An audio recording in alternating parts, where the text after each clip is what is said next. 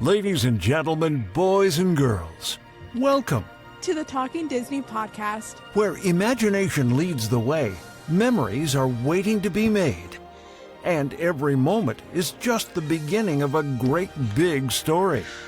Join us as we discuss parks, films, history, and magic, one chat at a time. Here are your hosts, Jason, Cody, and James. And welcome to episode 213 of the Talking Disney podcast. I'm your host, Jason, and I'm here on this beautiful Saturday morning with my co-hosts, Cody and James. What's up, guys? What's up? How's it going?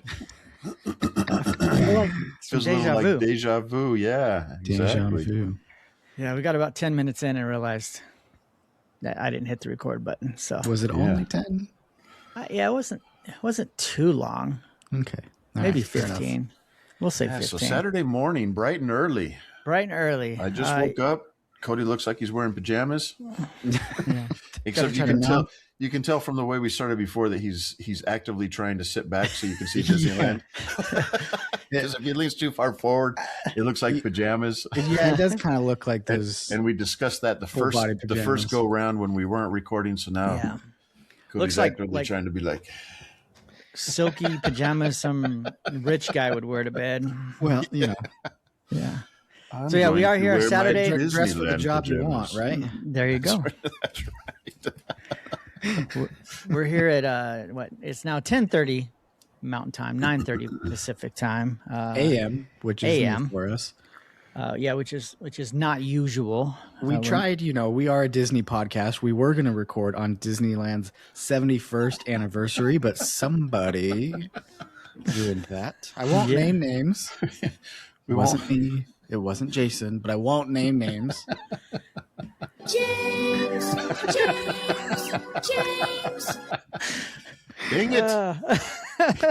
I said I'm sorry. No, that's perfectly fine. You're doing your thing. So since Cody did bring that up, before I get to my South Dakota quick story, it was Disneyland's 71st anniversary yesterday. Yes. They've got about another 3 weeks left of their 70th celebration. Ends August 9th. So, and I'll be there on that day. Live streaming. Didn't we talk about that last time? You were there the first day, and now you're going to be there the last day, which is cool. Live streaming, huh? Yeah. Are you going to talk to people on the live stream? I am. All right. I can't Probably wait. Not. Until I get there, and I'll be like, never mind. Never mind. Excuse me. Can I ask you a few questions? What? Never mind.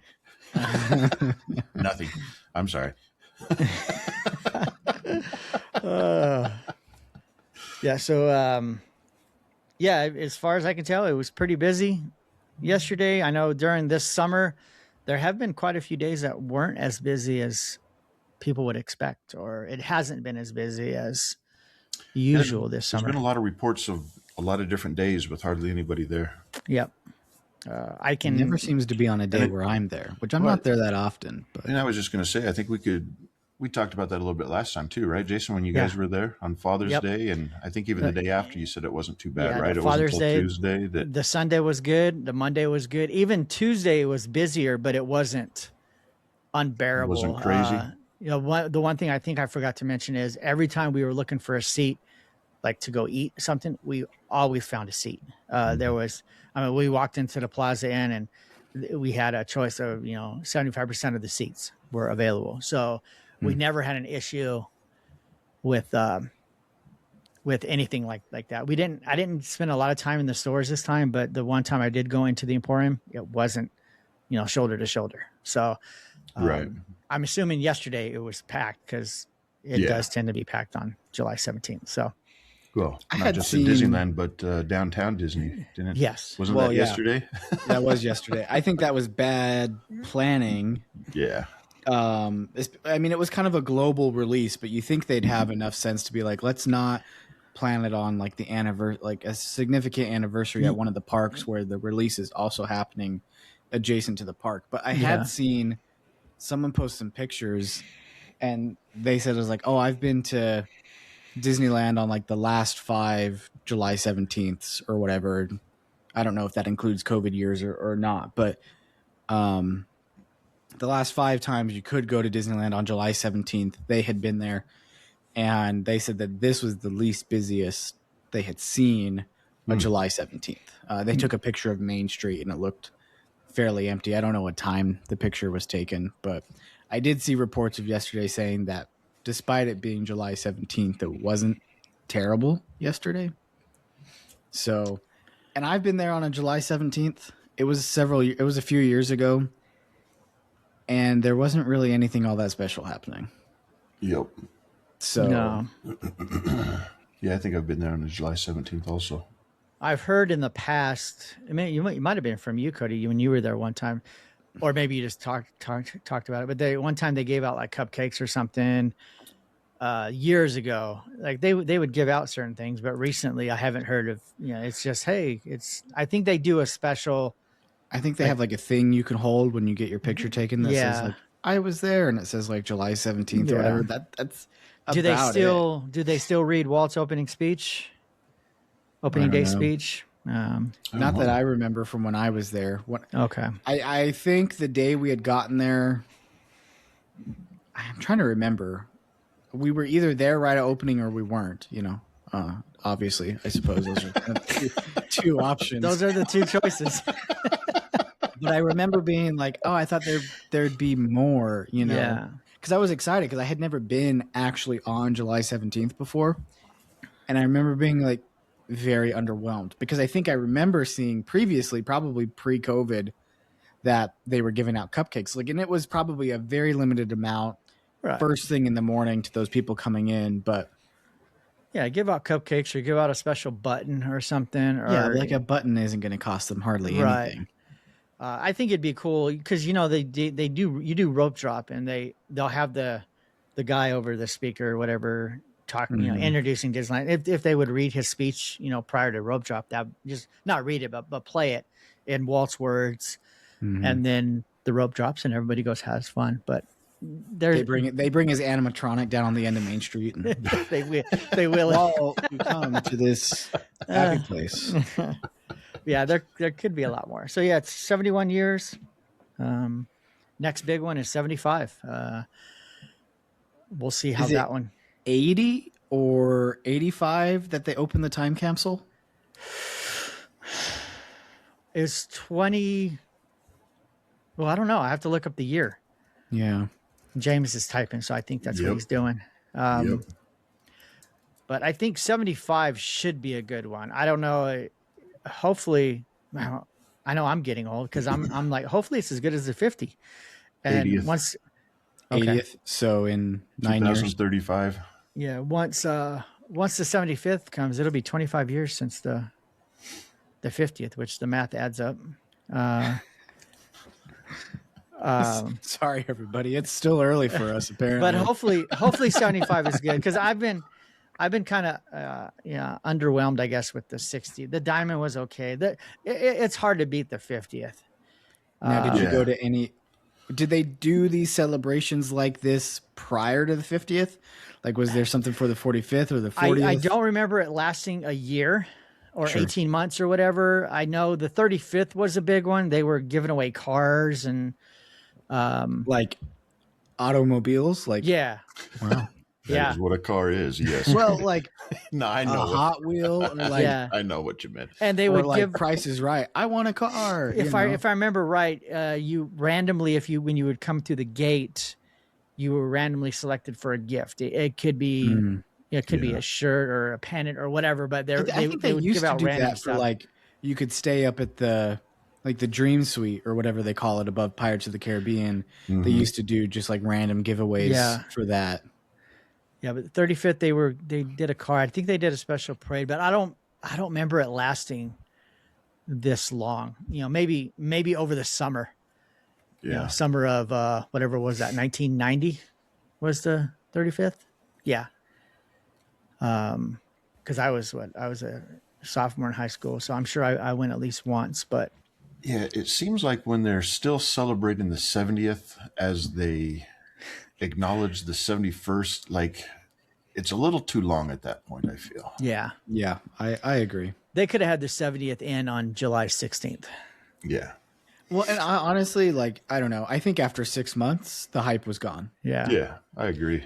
50th was totally different. I went to the 50th 3 times. I went to the 70th 3 times too, but the 50th it just seemed like it was More magical. more magical. Yeah, that's a good word for it. More magical. Well, I feel like they did more in the park to acknowledge it. Like they changed, like on those opening day attractions, you had like one vehicle that they Right. turned gold, painted gold, or added gold embellishments, something to recognize that attraction had been around for 50 years. You know, Yeah. where for the 70th we got a Joe Bros song that nobody asked for. But was still good. Come on. It's After about the first hour in the okay. park, though, you It's get tired not of hearing it. Oh, it's fantastic. I mean, it's no Taylor Swift song or anything, We but on it's our still last good. trip, we were talking about, we're like, well, thankful this is the last time we got to hear this song. So, Now every time we gather together as a family, I'm gonna work that song into the playlist like celebrate. Like- 5 times. like every fourth song is going to be. That's even better. Every 4th song is just going to be that song. Oh boy! And I'm So, just yeah, going to I look around and guess say, this happy- is Jason's fault. Happy anniversary, Disneyland. So Yes, happy anniversary. Yeah. What should we do? Oh, I know. Let's raise prices. we'll talk about that here in a minute. I did Sorry, I'm want getting to ahead of myself. re-mention my South Dakota trip, which I talked about before. Yes. But you guys didn't get to hear it. So we went to South Dakota for a couple of days. We like to go up there. I think last summer we didn't go, but usually it's at least once a year. The highlight for me was riding the 1880 train. And I What don't know. does 1880 mean? Is that like a model number? I think that's the year the train was started running. I Like think that train? like that from the whatever train from Hill City to, I'm sure it used to go farther because it goes from Hill City, South Dakota to Keystone, South Dakota, and then back. It's only a 10-mile ride. But back in the day, that would be like a day's trip. Sure. And then they cut it down to, it was now an hour trip to go between those two. I don't know if the train went any further on either end. I bought a book for $4. I just haven't read it yet. So I'm just guessing. I'm assuming 1880 is Ask Lucy. I've got lots of books on the shelf that I've not so touched. yes, That- it's actually that- sitting in my car still. So That makes me laugh because as I was cleaning things up yesterday, I found 2 books that I bought from the last D23 that were still in their plastic bags sitting there. was it the one we got signed? Yes. Is that one of them? Yeah. Yes, one of them was that. Yep. See, there were Yeah. a couple of books I wanted to get at the last D23, and Lucy was like, do you really need those? And she talked me out of it. And I still don't have those books, and I still You're- don't want those books. Your answer should be yes. I do need them because I will We read had them already someday. spent a lot of money at that point. So. Yeah. But Yeah, she so won't be there to stop me this She time. won't. But I'll fill in for her, Cody. But Cody, do you really need those books? And then I'll just answer for you. Yes, you do. Go buy And them. then you'll walk to my other shoulder and go, yes, buy them. But yeah, we spent a couple days up in South Dakota, rode the train, which is a very cool experience. I love riding that train. And it doesn't go fast. Like I said, it's 10 miles per hour. I think we did the math earlier. 10 miles per hour. It takes about an hour. I think I That think math checks actually out. I think That's what one the of miles per hour kind of means. kind of Have you seen that video of like this dude's in the car with his girlfriend or his wife? She happens to be blonde, and he's like, "If you're traveling 60 miles an hour, how long will it take you to go 60 miles? Or like in an hour, how far can you go?" And she's like, she's going through all these steps, and she can't land on the right answer. you can see smoke coming out of her ears. Yeah, it's kind of a funny video. Yes, I think I have seen it or a version of it. Yeah, it's an old video at this point. Yeah, actually, one of the I don't know, Hill City to Keystone. One of them is 55 minutes, and the other is an hour because there is a grade, like a 6% grade, going one way. So it takes a little longer. Is this a? Did you mention? Maybe you mentioned earlier. It's a steam engine, right? It's a steam locomotive. Yeah. Has 5 or 6 cars on it, maybe. A couple of them are open air. They've got a top, but those ones I like a lot better. The breeze comes through better. Some are enclosed, but have windows that open. I imagine there's no AC in the. There's no cars. AC. No. So last time we rode the enclosed ones, I remember it being hot. Mm-hmm. So this time we didn't know which ones are open air. We just booked one, and we actually got an open air one. And it was very, very breezy. So we liked that one a lot better. Our trip back, we were supposed to be in a closed one, but I went up and asked if we could switch. So we got to ride in open air back and forth. I was talking earlier, interesting that the engine goes forwards and backwards. I think Cody finally got it. Well, okay. I don't know a ton about trains, like what different numbers and like Right. what the Santa Fe is versus the Santa Clarita. I couldn't tell you. Yeah. But I do know that it is not uncommon for a train engine to be able to operate forward and backward. What I was trying to understand when you were explaining it earlier before we hit the record button, even though we thought we were recording, was I didn't know if the engine itself, when it hooked onto the other end of the train, if it was facing the direction it was now pulling, or if it was on the other end of the train but facing backwards, and Okay. one of those situations. But Yeah, the you engine explained did- it, I yeah. understand. The engine disconnects, goes up, fills with water, like I said, and then it's got a like a, what are the tracks called that run along the side? Side tracks. Side tracks. No, it's got a I forgot what it's called. It's too early. But anyways, it disconnects, and then it just basically relocates to the other side of the train. So one of the ways the engine's going forward, the other way it's going backwards. There's not room for the whole train to turn around and go back. So the cars don't change direction. They're still facing the same way, but the seats just move back and forth so that you can sit forward. If you choose to sit backward, you can. You just don't turn your seat around. But yeah, we spent a couple hours in Keystone, got some lunch, got some candy. Ooh, what kind of candy did you get? We got some gummies. Oh, you guys got gummies, huh? Are those Wow. legal in South Dakota? Okay. These kind are, because they're not the good gummies. It's just a huge candy store that has everything you Is can that what they call imagine. dispensaries these days? Yeah. Yes, Candy stores? yes. No, I love big candy stores like that, especially in towns like that where they got all the old fashioned things Yeah. and They stuff have, like they that. have So, everything that you could think of. Yeah. I say that now, but we were looking for orange slices, and they did not have they orange have slices. orange slices? That's like Yeah. a staple. But they had everything, like from when I was a kid. We used to have these little things. They were called, I think, Astro Pops, Uh-huh. or Is that the red, yellow, and green? suckers. Yeah. Yeah. They're shaped kind of like a triangle, or not a triangle. Yeah, like a circular triangle type thing. Yeah. Yeah. They had all kinds of chocolates, and it's just very colorful, very, very, very cool store. Thought it'd be cool to get. They sell like candy by the quarter pound, so you just go around and you can fill it up.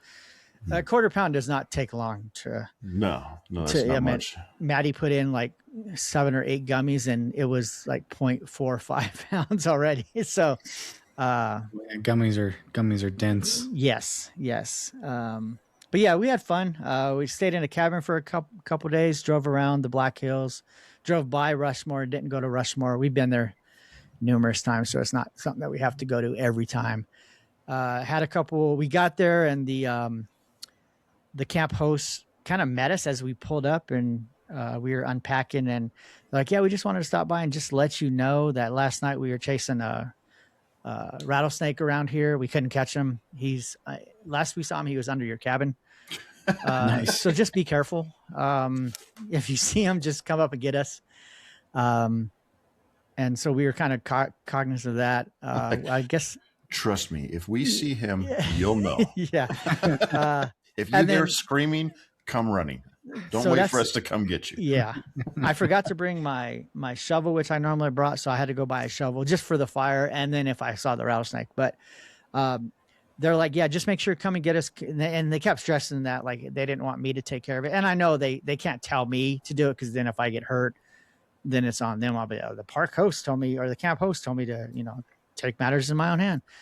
And then a park ranger came by and said, yeah, just wanted to stop by and talk to you about the rattlesnake. Yeah, we told him they already came up and told us. And he's like, he kind of looked around. He goes, I can't tell you this, but if you see it and you want to take care of it, feel free.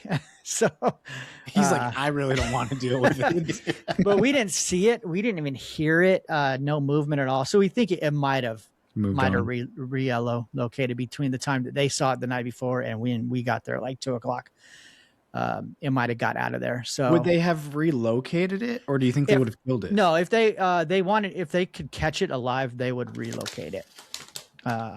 But if you go to step if you out, found it and killed it, they wouldn't be like, "Oh, no, sir, you shouldn't as have far as killed I it." know, no, I would have. It would have That's been a missing $200 fine. It would have been missing a head, and I would have had, a rattle as a souvenir. So, grilled rattlesnake for dinner. yeah, I don't know. I wouldn't go that far. Rattlesnake tacos. There you go. Mm. Have you had them? I have not, but I got a friend here that goes out looking for rattlesnakes. Okay. And Yeah. I've seen him do some posts on Facebook where he talks about I wouldn't mind trying it. making some tacos. Yeah, I'll try So- it. I've had octopus tacos. Yeah. Oh, Those yeah. are You got good. those at Tortilla Joe's, didn't you? Tortilla Joe's, rest in peace. Yeah, I remember that. Rest in peace. But yeah, we had fun, saw some wildlife, took the wildlife loop. We did have a bison come through our camp, which is kind of cool. Did he flip you 8 feet up in the air? No, he did not. We were a good distance away. We were probably about 75 yards. He just kind of meandered along this trail and then went up into the hill and then just kept on walking. So we were actually out getting ready to eat dinner, or we're eating dinner at the time. So we saw him there and we're like, okay, well, if he starts turning this way, we'll head into the cabin. It sounds very Yellowstone-y where you were at. Minus maybe some geysers. It is. I mean, it is in the hills. It is. There's very similar terrain. But yeah, I did not want to be. And then we talked about the kids. I was like, yeah, if it comes this way, or if we happen to come across one, you guys just go the other direction, and I'll basically try to run interference. But I said, do not record, because if I get thrown or die, I don't want that to be on YouTube. So Okay, we'll just put it on TikTok. It'll get more views. yeah, just and that guy in Yellowstone that you're kind of referenced Yellowstone, the guy that got flipped. He didn't really do a lot wrong. It wasn't like he was trying to go up and pet it. No, I don't know. He just happened to come across it on his after dinner walk. He was a little too close. Yeah. And then he was concerned because his grandson was with him. So he was kind of running interference for his grandson, so his grandson could get to the amphitheater, he said, and be safe. And he stuck around a little longer than I would have, because while that bison was wrestling with that tree, I'd have been gone. I wouldn't have been hiding behind a tree, poking around the corner looking, Yeah. I'd have bolted in. There was a car that pulled up on the other side of him that I would have, sorry about your car, buddy, but I'm using your car as a shield. Let me in and drive away. So yeah, definitely. But yeah, luckily that guy's still alive. I guess he broke his femur in 4 different places, which is the hardest bone in your body. Yep. And it broke in 4 places. He was an older gentleman too, wasn't 75. Yeah, I found that out when Jeff broke his when he was a kid. Yeah, that sucks. Yep. That sucks. How did Jeff break his femur? I think he was doing ballet or something. Sorry. I had to say that for 2 reasons. Number one, because I know Jeff's going to be listening, so he can have a good laugh. And 2, because Jason was taking a drink. So just imagine Jeff with his tutu and his ballet slippers. Well, I'm glad breaking his that femur. I'm glad that a broken femur didn't stop Jeff from pursuing his dream of ballerina. So Sorry, Jeff. Just joking. It was just a But joke. what you said was better than I was going to say. So No, he was just. he was a young kid. He was just still in elementary school. I think he was out on the playground. I'm not really sure what happened, other than a couple. was he kids like on the collided jungle gym and fell off, or just? I don't think it was that. I think they were just playing, and they collided or something, hit the ground, and just hit it just right. And it was just very unusual because, like you said, it's the hardest bone in the body, and it's like, how did that happen? Yeah. So, but they had him in a cast for quite a while that went up his leg all the way up to the middle of his chest. We had to basically carry him around for a while, but he learned. I mean, he was young, kids, they're resilient, so he learned how to move real quick, real good. Yeah. I was going to say I don't remember any of that, but I probably wasn't alive yet, You probably weren't. or I was a baby. So Yeah, you would have been very, very young. So, Crazy. Yeah, I'm assuming this guy. I don't know. I'm assuming it, but it looked like he might have broken it when he got hit. That tossed him into there. I don't know if the fall caused it, because that hit looked pretty hard when he flung him up. So you think it was the impact? The impact from the of the head tossing him up. Yeah. Because I didn't see. You couldn't really see how he landed. You saw him in the air, and then the bison was kind of in the way. But he said he was lucky. The bison just sat there and kind of stared at him. He could have gored him. He could have stomped on him. He could have did a lot of things. But so yeah, they're no joke.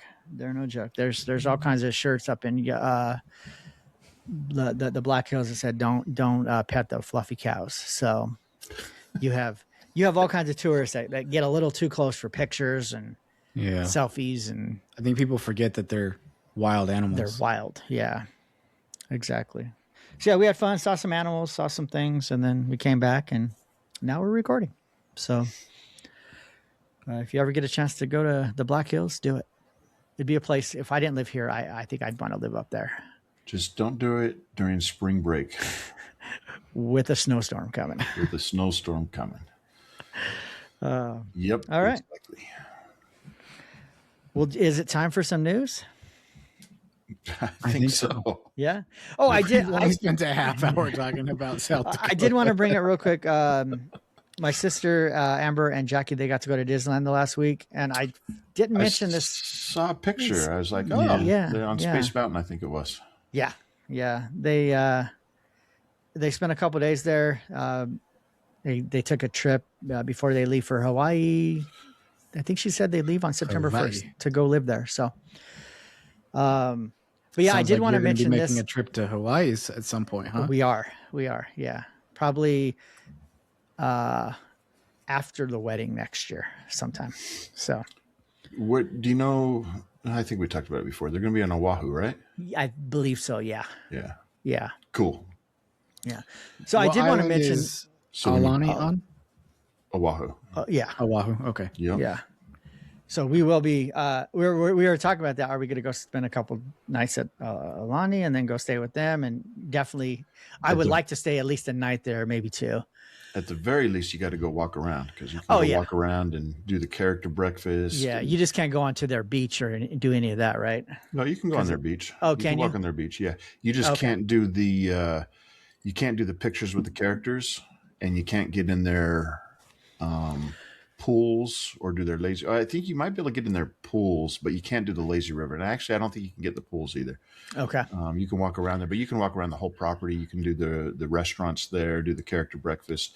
You can Yeah. go get the shave ice, all that stuff. They're But you really can definitely- passive aggressive when they say mahalo.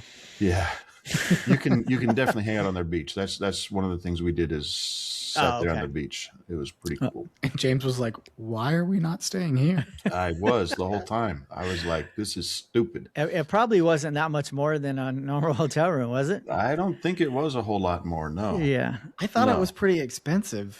it is pretty Compared to expensive, other but places. But I think a lot of I don't hotel rooms are expensive in Hawaii. So, know. Yeah. Fair. yeah. I did want to bring up Jackie and Amber and them almost made a big mistake. Oh, what they When do? I went out to visit them when I went out to Phoenix a couple weeks ago, and I saw Jackie, we were talking about the trip, and I was like, asking what days they were going and what parks. And I was like, did you guys make your reservations? And she Ooh. kind of got a blank look on her face, like, reservations for what? I was like, to get in the park. She goes, Oh, I don't no. know. Amber and Trace got the tickets. They just told me what days. I was like, well, text her real quick. So she texted Amber. She goes, hey, did you guys make reservations? And Amber said, no. Amber, come on, And Amber. so- I know you listen to this show. Okay, How many this times have we was, talked about the reservation system? what day was that? So they were going, so they went the 13th, 14th, and 16th of July. I had dinner with my sister, I think the 29th. So they were still, 2 weeks out, but still, that's a little too close for me. And he got Especially the if you're not military a tickets. local. Yeah, he got the military ticket. So I think, I don't think reservations would have been an issue, but I'm thinking, had I not had lunch with her or dinner with her and mentioned it, they might have They showed up could to have just Anaheim showed up. and be like, we don't have reservations. So luckily it all worked out, but she got right on. and made the reservations. She said it wasn't hard. They gave Because her when like a you get the step-by-step military guide. tickets, you then have to, after the fact, go and make your reservations. Where if you just, for non-military people, Yes. when you buy them online, Yeah. you go through the reservation process. And during if you buy the purchasing. military tickets online now, which you can, because I did that for the first time this last time, you Oh. make the reservations right there. But before, you would have to go to the base to what they call the tickets and tours office, or whatever each base calls their own. You buy them, they're sent to them, you go pick them up, and then you have to go in, enter all the ticket numbers, and then you make your reservations. So it's a lot easier buying them online now, which is a fairly new process Yeah, I within didn't the realize last that was year or an two. option. It is now. You go through the GovX website. It's Oh, weird. You so go it's through the not- GovX. It's not directly on the Disneyland website. Well, you It go through the routes GovX, you- sign in, and then when you click the link to buy tickets, it takes you to the Disneyland website. So it's like this secret backdoor entrance. Yeah, Yeah. that's what I would say. And everything looked the same from that point. I don't know if they pulled the ticket reservations from a different pool than everybody else or not. Because So those tickets aren't just, you can't just select military ticket on No. the Disneyland website. I'm assuming you have to go through the GovX website first because you have to sign in. And Mhm. I've signed in previously and verified that I'm active duty or retired. So then it knows that you are once you sign into the GovX website. So Yeah, because I'm on the Disneyland website right now, and the only ticket options are standard, the Anaheim resident ticket offer, which we've talked about, and then there's a kids summer ticket offer. yeah. So, all right. That's all I got for introductions, I guess. Let's get to the real stuff. The news. The news. We've lost everybody. Yeah. We're trying to hear to South Dakota. Yeah, let's talk about some news. Cody and James have been populating No. our. We missed our chance the first time when we weren't recording. Cody did a spot on imitation of Goofy when we were talking about the engine disconnecting from the cars. So The train, yeah. that was our Disney tie-in, and I don't know if putting Cody on the spot right now to give us his best Goofy imitation would work or not. If you can't Yeah, I do it don't now, know. just do it randomly throughout the episode, and then Yeah, when it just when I it feel like randomly if I just- tried to do it now, it would be too forced and it wouldn't come out the same. yeah. That might make it even better, but we won't force the issue. Like Jason says, at some point during the episode, just give us your best Goofy. That'd be great. I'll do my best. All right. All right. So what kind of news we got? Well, couple of things. We got some More good so news at and the bad news. Disneyland Resort than anywhere else. It's mostly what we focus on, anyways. But on July 13th, one of the new restaurants on the west end of downtown Disney started welcoming guests. That restaurant being Gordon Ramsay at the Carnaby, which is a like a British gastropub inspired flair type of restaurant. So it does have fish and chips, Gordon Ramsay's beef Wellington, cottage pie. Do they have shepherd's pie? I think that's what the cottage pie is. It's a variation on okay. it, I believe. Okay. Yeah, I believe so. So, what are you guys' thoughts on this? Have you been at a Gordon Ramsay restaurant before? Have you experienced this? Do you want to? Do you like Gordon Ramsay? I mean, let's talk Gordon. I have I never love been. Gordon Ramsay. Yeah, I've Do never you? been to one. Yeah, I really like Gordon Ramsay. I've never been to one of his restaurants. I would like to. I would like to have be had- there if he's yelling at the chef. That's what I want to be there for. I've had beef Wellington before, but it wasn't Gordon Ramsay's beef Wellington, but it's probably all the same. So beef Wellington, I love the idea of beef Wellington, but you're only getting beef Wellington like rare, right? Like it's like cooked one temperature. It's like maybe medium rare, maybe. like- well, when I had it, it wasn't rare. I would say it was probably medium rare. Yeah, Yeah. it's just awfully red in there. Then I'm out. Yeah. So is Teresa. Teresa, I was going to say Teresa would not be eating. Now, if it's like, they might be able to cook it to the temperature of your liking because it is kind of, depends on how they're cooking it. From the pictures, it looks like an individually wrapped beef Wellington portion, where sometimes they make a large one and then just kind of slice it Yeah. and you get a portion of it. But like if you've ever watched Hell's Kitchen, it is, it's just kind of like a little like beef medallion, and it's a personal serving. So I mean, at a Hell's Kitchen restaurant, I don't think they take a lot of variations or customizations. I think you get it the way they're supposed to make it. At a restaurant like this, you might be able to say, hey, I want it medium well, and they'll just leave it in the oven longer, Yeah. And then the bread burns. Yeah. See, if you go to order, you say, hey, can I get some beef Wellington? Can I get it well done? That's when Gordon Ramsay comes out and starts yelling at you for ruining his dish. An idiot sandwich. You donkey. So I would like to go try this restaurant at some point. Have you seen the price of the beef Wellington? Oh, isn't it like $73? I was going to say, isn't it like $70 something? Yeah, that's pricey. 73. The only time I've had beef Wellington was on a cruise, so I didn't have to pay for it because it was just in the main dining. So Teresa and I ate at the Gordon Ramsay restaurant in Caesars, I believe it is. We walked by it. Which one is that? Is that? I don't remember. I'll have to look it up. He's got several down there because there's a Hell's Kitchen in Las Vegas. We walked by the Hell's Kitchen. Is that by the Bellagio? Or across the street or something? It's on the same side of the street as Bellagio. I think it's like across from Planet Hollywood. Okay. Ish. I can't remember. Maybe it's. Yeah, I think know. that one's is that is that in front of Caesars? Maybe. Yeah, I think that one's in front of Caesars. Okay. Yeah, that's the one I walked by. There's one. So Hell's Kitchen is directly in front of the casino, facing the Las Vegas Strip. Yes, and I think so. That's kind of like a standalone one, if I remember. So they have the Gordon Ramsay Pub and Grill, which is inside the casino. That's where we ate. Okay. But yeah, it wasn't a great. Oh no! Like I was really excited to eat there. Yeah. But yeah, no, I'm interested to try the one in Downtown Disney because this experience that we had wasn't the best, but Teresa really likes her steaks well done. Yeah. And I just feel like these types of restaurants, these upscale restaurants, they don't really cater to people. I mean, you hear some people, like some chefs at these restaurants say, I absolutely refuse to cook it like that. Right. Yeah. And it felt like for her meal when she had it, because she ordered a steak, she ordered it well done. And the thing is, you can cook a steak well done, have it get to the correct temperature, have there be no pink, no red in there, and it still be juicy and it still tastes delicious. You can do that. We do it all the time. Yeah. But sometimes at restaurants, for some reason, the chefs just are like, no, it ruins it.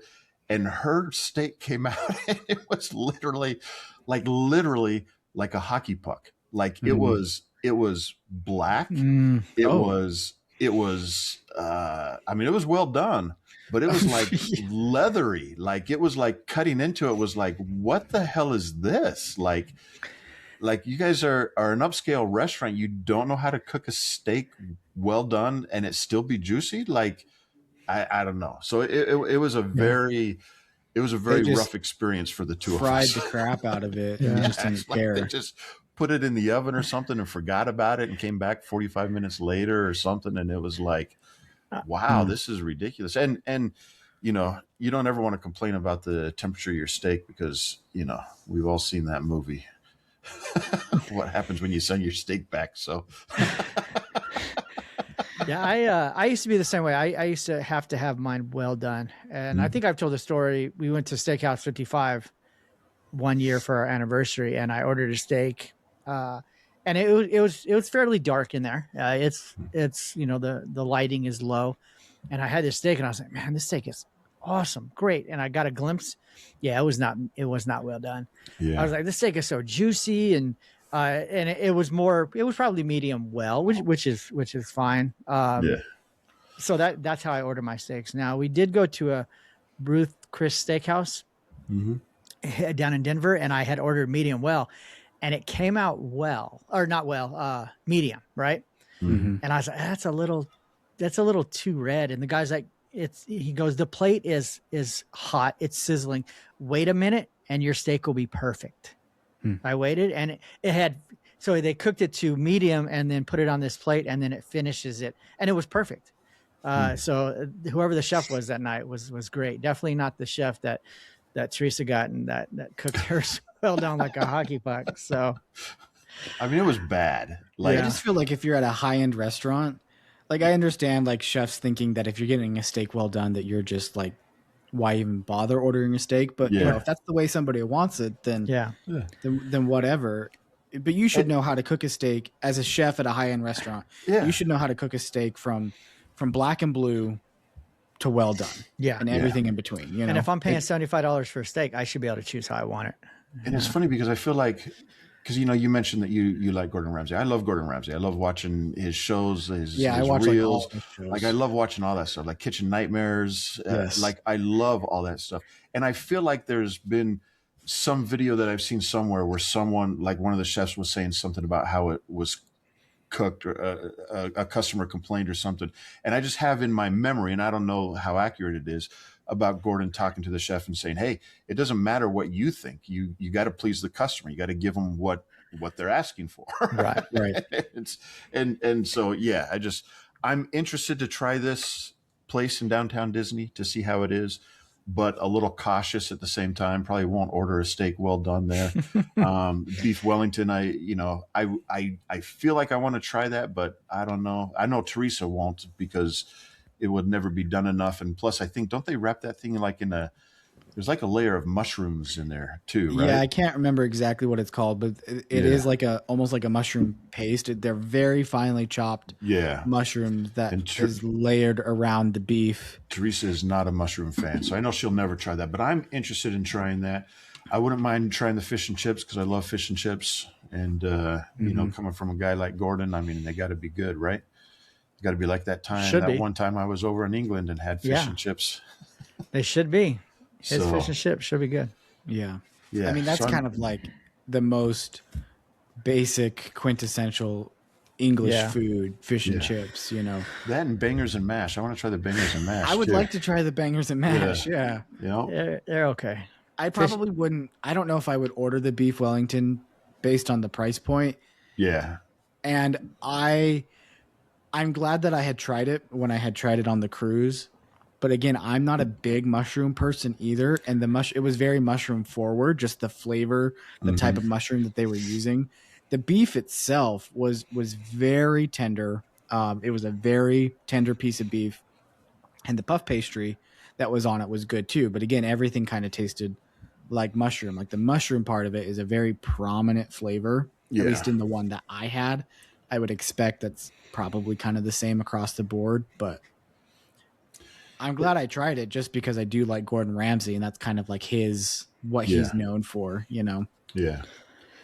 I So mean, you- I'm looking at the menu. It looks like there's some good stuff. I mean, I wouldn't mind trying the chicken wings, the Parker rolls. I'm just looking at appetizers. Carnaby nachos look good. I don't know about the pea guacamole. I mean, guacamole. Yeah, I'm not a pea person. Yeah, no. We know that. Salt and pepper squid. That might be good. I don't know. Salad, Caesar salad would probably be good. The beef Wellington, we talked about that. Bangers and mash. The fish and chips. There's several things on there that I would try. So Yeah. I was, never mind. I've seen your I was mom. gonna make an I've seen your mom yell inappropriate at you about not eating peas. I can't imagine what Gordon Ramsay would do to you for not eating your peas.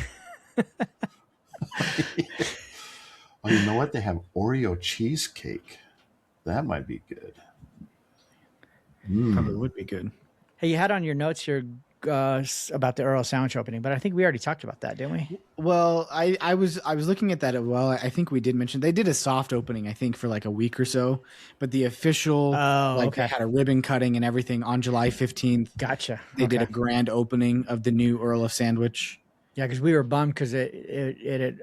Oh, I guess the soft opening was 2 days after we left. So Yeah. So I think we did mention it, but the official grand opening of the Gotcha. location was Okay. just a couple of days ago on the 15th. Yeah. So, okay. All right. What else you got? James, you want to take that one? Sure.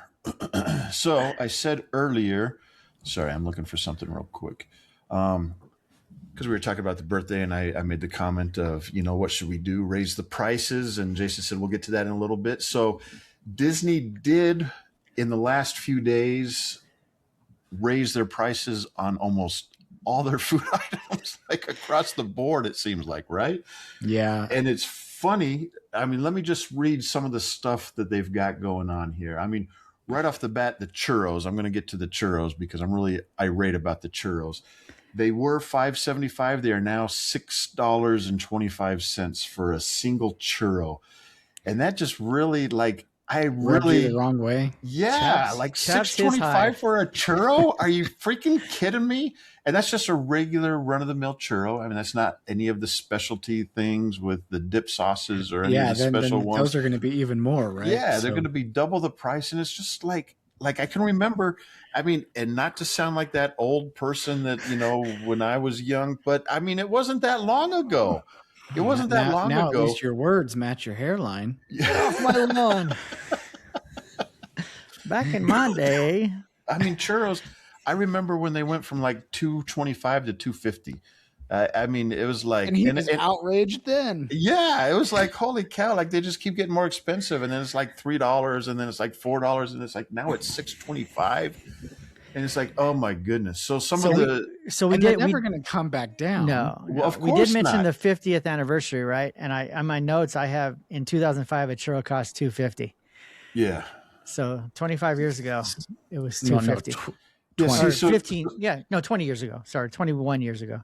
So 21 years ago, they've gone up almost $4, but $2.50. I mean, if you look at it, because I didn't know, I just did some quick Google searching. I mean, it looks like Disneyland first introduced the churros back in 1985, I think it was, and they were $2 for the longest time. So the fact that they were introduced in 85, from 85 to, what'd you say, 2005? They were 2005, I've got it marked down as $2.50. So you It's can get 4 $2.50. churros for $10. you could get- exactly, and that's, I think that's part of my problems. I can remember Would that have been considered expensive back then? I think, I don't know. I don't think it would have been considered really expensive. I think that's probably part of the problem is that, like you said, with $10, you could get 4 of them. Like those are some of the memories that I have with churros, where it being like, with the kids and being the younger kids and saying, hey, here's $10, go get 4 churros for, us all to share. And now it's like, if you want to send your kids to go get 4 churros, it's like, Here's throw them a 50. take a $50 bill because a 20 is not going to do it. I mean, it's just like, it just seems, and Now- that range there from 85 to 2005, not increasing too awfully much, but then from 2005 to 2026, it's like, holy cow. Like Yeah, that's it's a lot. not throw them a 50. It's here, take my debit card. Yeah. And of course, everything's everyone's trying to push towards cashless anyways, and Apple Yeah. Pay or Google Pay or whatever. But I mean, it's just a lot, like for a churro. So let's see the notes I have here. Mid 80s. It said, now this is, I ran this through chat. It's hard to find historical prices when you search the internet. Disney doesn't keep track. They keep track of it, but it's not something that they publish, I'm sure. I've got and it wasn't Disney that published this information that we're talking about now. no, this is just chat pulling it from different sources, but I've got early 1990s at $1.50. In 2005, I mentioned $2.50. So in 10 years, it went up $1, we'll say. I mean, I feel like the churro should be like the Costco hot dog, Amen. Yes. right? Like it doesn't matter what it costs Costco to acquire the hot dogs and the buns and to pay their people to warm them and serve them. Yep. According to the current CEO, as long as he's in charge, the hot dog is always going to be $1.50, right? You can Yep. get a hot dog and a drink for $1.50. Yeah, exactly. I feel like Disneyland just needs to be like, we can make it a realistic number. The churro's always going to be $5. No matter how expensive it gets for Disney to, if the vendor raises their prices or whatever, Disneyland will commit to only charging $5 for a churro. Yep. See, and that would be I like 4. Sure. Yeah. You can get 5 for $20. 5 for $20. I like Okay. that. I like that too. And I like that because of the experiences that I had. 'Cause I can remember, when sending the kids to go get churros, and it was good because you got your kids and they can go off and have a little independence and go to a cart and interact with someone. And yeah, I love that. I love setting it at like $4 or $5. Just the fact that it keeps getting more expensive. It's like, at what, like pretty soon it's going to be $10 for a churro. And I know it's not pretty soon, like next year or anything, but like, yeah, like what direction is, I mean, Well, obviously it's all these. everything goes up in price, obviously, but it just seems like pretty soon, like I think we're already there for a lot of people, right? A lot of people Right. are not wanting to go to Disneyland think- because it's too expensive. So this is And- funny. I was just thinking about this. So all these ticket prices increases, the Magic Key increases. James is like, yeah, increase it more. But 50 cents on a churro is where he draws the line. Hell no. Hey, don't question my logic. In my mind, it's very sound logic. Yeah, No. no, and I actually reversed my. I feel like because that absolutely used to be my stance, like raise the prices until you can't get enough people there. I think I've definitely reversed my stance on that because it's like, well, no, wait a second, like. Be careful what you wish for because Yeah. they keep raising them and people keep coming and there's still record numbers and everything else. And it's like, okay, that didn't work. Okay, so there's a lot of question with that though, because for years and years and years, well before COVID, like it's not a new thing.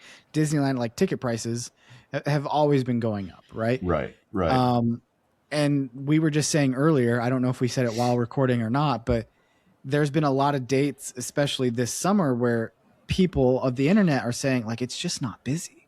Yeah. So have we reached the point? Have we reached the point where people are not? It's become too expensive because now more than ever, especially in the post-COVID world, you never used to see deals or discounts or on tickets, right? And now Right. you've got these ticket deals going on left, right, and center. The kids summer deal, the 71 anniversary deal that was only running for like 3 weeks or whatever, but you can get an adult ticket for like $71 For the if you're for an Anaheim resident. Anaheim resident, yeah. I think they have reached And that the point. evening ticket deal, like so that if the parks were slammed all day long from 8 to midnight during the summer, you wouldn't have these things, right? think- Because you've got enough people already Right. there. For a lot of people, I think it had, and I think it reached. I would say for locals more, it's reached that point where they're not going to buy the tickets. I think the people coming from out of state on their, once a year vacations or whatever, gonna or do it once in a anyway. lifetime, are going to do it anyway. Yeah, the And they're problem just with gonna suck that it up. is the once in a lifetime trip. People are going to Disney World. They're not going to Disneyland. I just feel like Yeah, and part of the Could depend on where you live. It could Yeah. be that much more expensive for some people to get to Florida. absolutely. But I mean, if you're flying, like say if you're the Colorado family, how much more is it? A couple $100 maybe. Yeah. But if you're factoring that in per person, got a family of 5 or whatever, there's an extra $1,000. Do we go to Disneyland or do we go to Disney World? But like ticket price, it's pretty comparable between the two parks. So Yeah. I I don't know for my but- military tickets, Disney World is more expensive, but it's also a 5 or 6 day ticket rather than a 3 or 4 day ticket. So I think per day it's the same. yeah. Just I'm paying more money because I'm going a couple extra days. So So some of the other notable food prices, and you know what? Before I get to some of the food prices, one of the things I saw an article or something, and they were like, "Yeah, it's like an average 3.5% increase in prices," and it's like, who's doing that math? Like, I saw one thing on here where a chimichanga is now $8.99, where it used to be $7.99, so it's $1 more. It doesn't seem like a whole lot. But that's a 12.5% increase. That's a lot of money. And I don't know where they come up with. I mean, it must be the same people that are talking about inflation only being at 3%, even though everything costs 50% more than it did a couple of years ago. But anyways, I digress. We don't need to go political or anything like They're that. probably talking about an average because there were probably a small handful of items that the price didn't change. Like Churros- last year when prices increased, the churro didn't get hit last year, Yeah. but it got hit this year. churros an 8.7% increase. So 8.7. yeah. But the thing is like people's wages aren't increasing like this year after year. That's the So thing. Every year, whether it's ticket prices or the food or the merchandise when you get there, it's becoming that much more out of reach for your average middle class or lower than family or person, you know? Yeah. Still, I The- will say, because I've had this discussion with people at work, especially a guy that's no longer there. He's like, how can you spend so much money at Disneyland? I was like, well, just in the last 3 months, you've told me you've gone to 3 Broadway plays, 2 concerts. How much did those concerts cost you? And one of them was Hamilton, and he paid $400 a ticket for Ouch. 2 people, right? I was like, so you spent $800 to go spend, what, 3 to 4 hours at a play? So how much per hour is that? Disneyland still per hour is fairly affordable if you look at it that way. I agree with that. But also, if you could elect to just go for 2 or 3 hours, but you can't. Well, you can't, yeah. So here's the thing, I though, mean, is with the especially if exception you're of not those- especially if you're not a local, if you're looking at it per hour, you got to start looking at a 24-hour cost because you got your hotel factored into that. You Oh, yeah. gotta eat. Yeah. I was Um, just doing the park, and it comes out to like $11 or $12 an hour or something like that. But if you can do a day trip to Denver to go see Hamilton versus having to fly to California, get a hotel room that's costing you $200 to $300 per night. I'll still go to Disneyland. So I just the argument I was trying to make is factoring everything else in, hour per hour, is it still cost effective? yeah, I think it is. I'd have to do the math. But Yeah. So I just clicked a link on something I was looking at. It says that in a single overnight update, 800 plus menu items went up and not a single one got cheaper. So this one is saying the overall picture, and this is from themeparkiq.com. They've got a lot of good info. So yeah, so the average increase came in at 8.1%, or roughly 64 cents per item, spread across 178 dining locations. Percentage bumps ranged from as little as 1.5% to as much as 44.5%. What went up that much? Does it say? Oh, you know what? They've got a chart. Like Oh, Cody okay. said, they have a cool. Oh, they have. Theme Park IQ has a lot of good data. Yeah. So let me just kind of go through real quick some of this. I mean, it's 954 rows, so I'm not going to go through all of it, of course, but let me try to find some of the higher ones, or just some of the general ones. Assorted Coca-Cola beverages, $5.19 is what they used to be. $5.49 is what they are now. So 5.78%. Is this a bottle or a fountain? That's a bottle. That's a bottle. If you go to the shawarma and more, if you get the vitamin water there, it used to be $49, now it's $5.49. That's a 12.27% increase. I know we talked about the churros. Popcorn is now $7. Used to be $6.50. Mickey shaped beignets now $7.49. They used to be $6.49. I talked about the chimichangas a second ago. Pixar Pier Frosty Parfait, which irritates me too, is now $9.19 instead of $8.49. That's a pretty good increase. Let me see. Let me go through this. Let me try to find some of the higher percentage ones. Fantasyland Fruit Cart. If you want to get hot cocoa there, it's now $5.49 instead of $4.79, so it's a 14.61% increase. The Fuji apples from the same fruit cart in Fantasyland, 25% increase from $1.99 to $2.50 now, or $2.49. So yeah, I'm trying to find, because it said one was 44%. A green apple at Good Boy Grocers over there in DCA from $1.99 to $2.49, also 25% increase. Same with the banana, same price, same percentage increase. I don't know. The cuties, the Mandarin cuties, they went up 25%. So yeah, a lot of food went up. I'm real irritated about the churros in particular, and now I'm real irritated about the popcorn and the chimichangas as well. It makes you wonder, like, over the course of the year or whenever these particular 800 something food and beverage items increased, has the vendor increased cost If it, on Disney for all of these items since they were last increased, or is Disney just trying to skim a little more off the top? if we compare it to our grocery shopping, I would say yes, the cost from the vendors has probably gone up because everything in the grocery store has gone up. Yeah, that's a fair point. So, they got to pass the Oh, yeah. increase off to somebody. So They're costs, in the business of making money at the it end of costs the day. more for them to get it from, we'll say the farmers or the manufacturers. So they're not going to, just because they're selling at Disney doesn't mean Yeah. they're going to take a loss. Right. So Yeah. It's just, as all the food and stuff goes up, that's one of the things that I really used to like about Disneyland is that, even if the tickets are expensive, and I understand the hourly thing and I agree with that too, but at the same time, you got to buy, a multi-day ticket or whatever. yeah, But it always used to be, okay, we'll buy the tickets. We can find a reasonable hotel room. And as far as food's concerned, like if we're at home and we go out to eat or we run to Taco Bell or McDonald's, like we still have to eat, right? So the food pricing Just don't get the in lettuce. my mind was kind of a wash when you would go to Disneyland because it's like, well, we have to buy food anyways.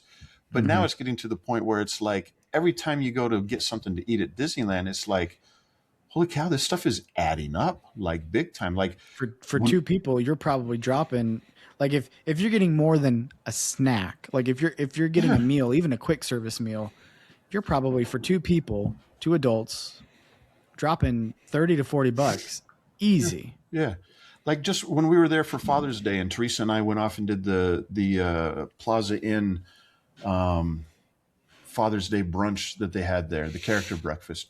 Like, I don't know what the character breakfast normally is, but for that Father's Day, like for the two of us, it was over $100. I was like, what the heck? And it was $100 like, each.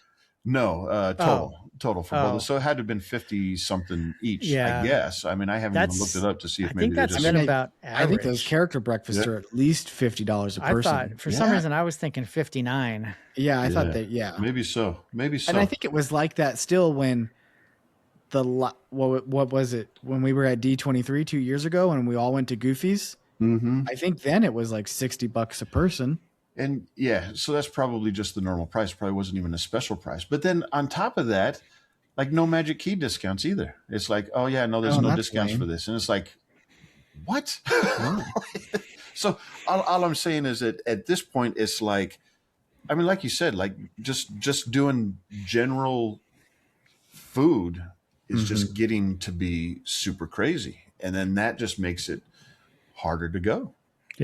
Just makes it harder to go because it's like, okay, like, what are we going to bring in our own sandwiches? Like, I don't know. Did it when I was younger. Yeah, so did I. I remember. Yeah, I remember with Because that $1.50 for a churro back in 1985 was a little expensive. Yeah, it was. It was. It wasn't But at like for Disneyland, people but coming from out of town and staying at a hotel, like sure, could you go down to Target and get stuff? Yeah, but that's not really convenient or ideal Yeah. either. yeah, it's not very feasible to do that. So No. yeah, I'm scrolling through this thing. I don't see anything that says 44 point whatever percent it said. So I It's a don't know bummer what it's they're not talking about. organized by percentage. Like Well, you know what? I can you sort change it. Yeah, so I can do it ascending or descending. So I should have done that right at the beginning. All right. While you're doing that, did you guys want to talk about the Disneyland license plate frame madness? Yeah. so that's James's thing. So I don't know if you Yeah. can talk about both. Oh, I just put it Oh. on there because I think Jason was the one that commented about it. Yeah. It's I don't know. It's crazy. I don't know if we mentioned it before that they were giving away these license plate frames for Magic Key holders. I may have mentioned it when they announced they were going to do it. Yeah.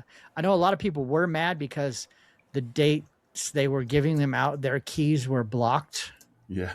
So they can't even get in to get the thing. And that's to me, that's an easy fix. You offer the giveaway in downtown Disney.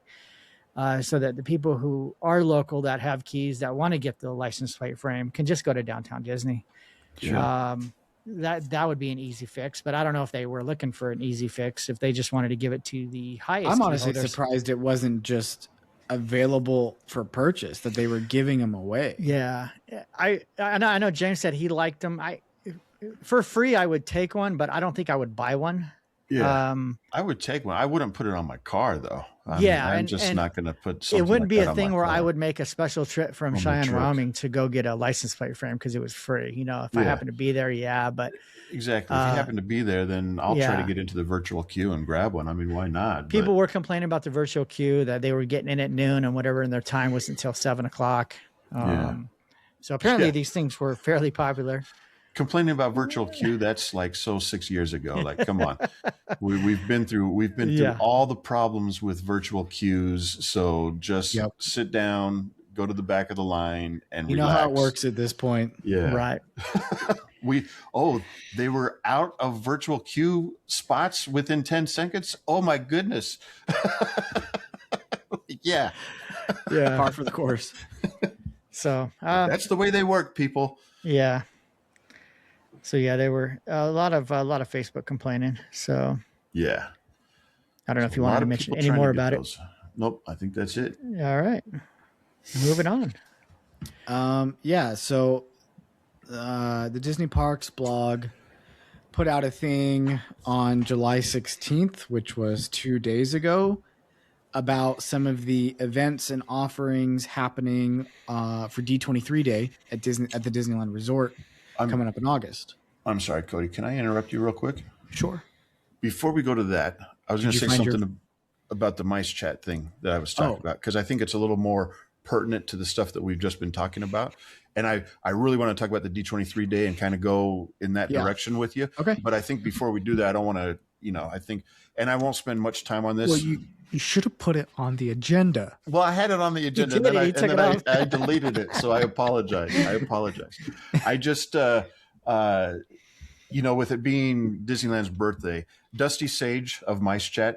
Everyone that ever listens to this knows that I love Dusty Sage. I love Mice Chat. They're the ones that put on the Gumball Rally. that You're Jimmy trying to and I both model do. yourself Yeah. after. Yeah, these I'm days. trying to Some grow of out our- the beard so I can Some be of more our like Dusty. YouTube episode images, you kind of look like Yeah, I Dusty. kind of don't look you? like him. Yeah, I'm kind of happy about that. So every year I take a picture with Dusty, and I keep looking more and more like him. Maybe I one of feel the Gumball rallies you can go as Dusty. Yeah, maybe so. That's a good idea. Your group name can be the Dusty Sagers. I love Dusty. He's amazing. I love the companies put together, the communities put together, Mice Chat. But anyways, I just want to read a quick little thing here, and I won't go into it too much, but it talks about Disneyland and pricing and the direction they're going. And he posted this yesterday, I think it was, on the birthday. He says, "It hurt my soul to have to publish this on Disneyland's birthday, but felt like the exact right time to do so. I love Disneyland, but you can love a thing and know that it still needs help and support. I hope Disneyland's leaders will read this article from Doug Lip and not just take the words to heart, but take quick and decisive action to turn things around here before they completely lose the goodwill of their audience. Once you lose people, it's very hard to get them back, but Walt's team had a way, and it can help the current leaders chart a more Disney way forward." And then he references like an open letter to Disneyland from a former cast member. Sounds like this guy, Doug Lip. And it's interesting to read. I'm not going to go through and read it. It's really lengthy, but if you have a second, you should go on and look for that. Just search for Mice Chat. And you can find that. And basically in his article, and it looks like they have it split up in 3 parts, depending on where you're looking at it. But he just talks about the vision of Disneyland and the rising prices and the not necessarily having the prices match the experience that you're getting there, because we all know that you go there and there's a lot of things broken down. We know that you go there and it seems like maybe the maintenance isn't the same as it used to be. Maybe the cast member experience isn't the same as it used to be. And that's not to say anything bad about Disney or Disneyland. It's just that things seem to have shifted over the years a little bit, and not across the board. You can still go and have amazing experiences with cast members, and there's still a lot of magic there. But this letter kind of talks about and highlights the different things that they wish that Disneyland would kind of get a little bit more back on track. And I just feel like that kind of goes along with what we were just talking about with the birthday and the pricing and pricing out. Cody mentioned, kind of prices out the middle class family, like they're going in that direction. And as they do that, one of the things the letter talks about is there's a lot less live action shows and some of the things that made Disneyland special at the beginning, and the things that Walt always was trying to implement in the park. The the plussing up the shows, always making the shows better, always trying to add in the details. And so anyways, I don't want to spend any more time on it, but if you have a second, you can go look at this letter. I think it's an interesting letter. I've kind of skimmed through it. I want to go back and read it again, but very pertinent, I think, with it being Disneyland's birthday and us talking about the rising prices and all that stuff. So Yeah, will you make sure to send a link to that in our group chat? Yes. I'd like to read that as well. I will do that. Absolutely. Cool. That the beginning of your talk when you talked about loving something or something made me think of a meme I saw. It says, I'll always love you. I just don't really like you right now. Yeah. So that's that could be someone's opinion on Disneyland. Exactly. And Exactly. that sentiment feels very accurate for somebody like Dusty. I mean, Dusty clearly loves Disney and Disneyland and the Disney company, right? Yeah. He's built this, like James said, this company, this community around Disney. So I think his love for Disney will never die. But just because we, the three of us included, have this love for Disney and Disneyland and, the other things within its umbrella, doesn't mean we can't also look at something objectively and be like, hey, yes, there are problems, or yes, things have changed, this, that, and the other. So I think some people think when the term Disney adult gets thrown around that we that we have blinders on when it comes to looking at Disney. And I think for the most part, that's probably not true. I think if anything, Disney adults are hypercritical because of nostalgia, or we know what it used to be, what it could be, that we are looking for that, that top tier experience. So without, necessarily paying an arm, a leg, and our firstborn child for it. So, But then I look at it from the other point. I saw something similar when the price of gas is like, I don't even look at the price of gas because what am I going to do? Not go to work?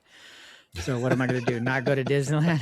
So Hey, good point. I mean, I think that with gas, I definitely think it's true. But I mean,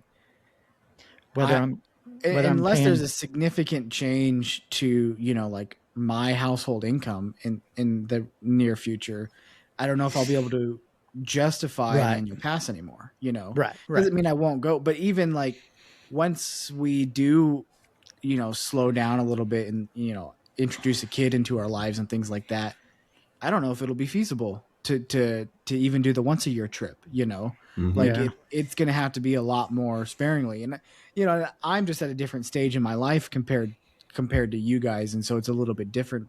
I've been very fortunate these last few years of adulthood and marriage life to be able to spend the money that I've been able to spend, funding my love, my passion, but there will be a day where that will have to take more of a back seat in order to prioritize other things in my life. 20 years ago with kids, could I have gone 3 times in a year? No. Yeah.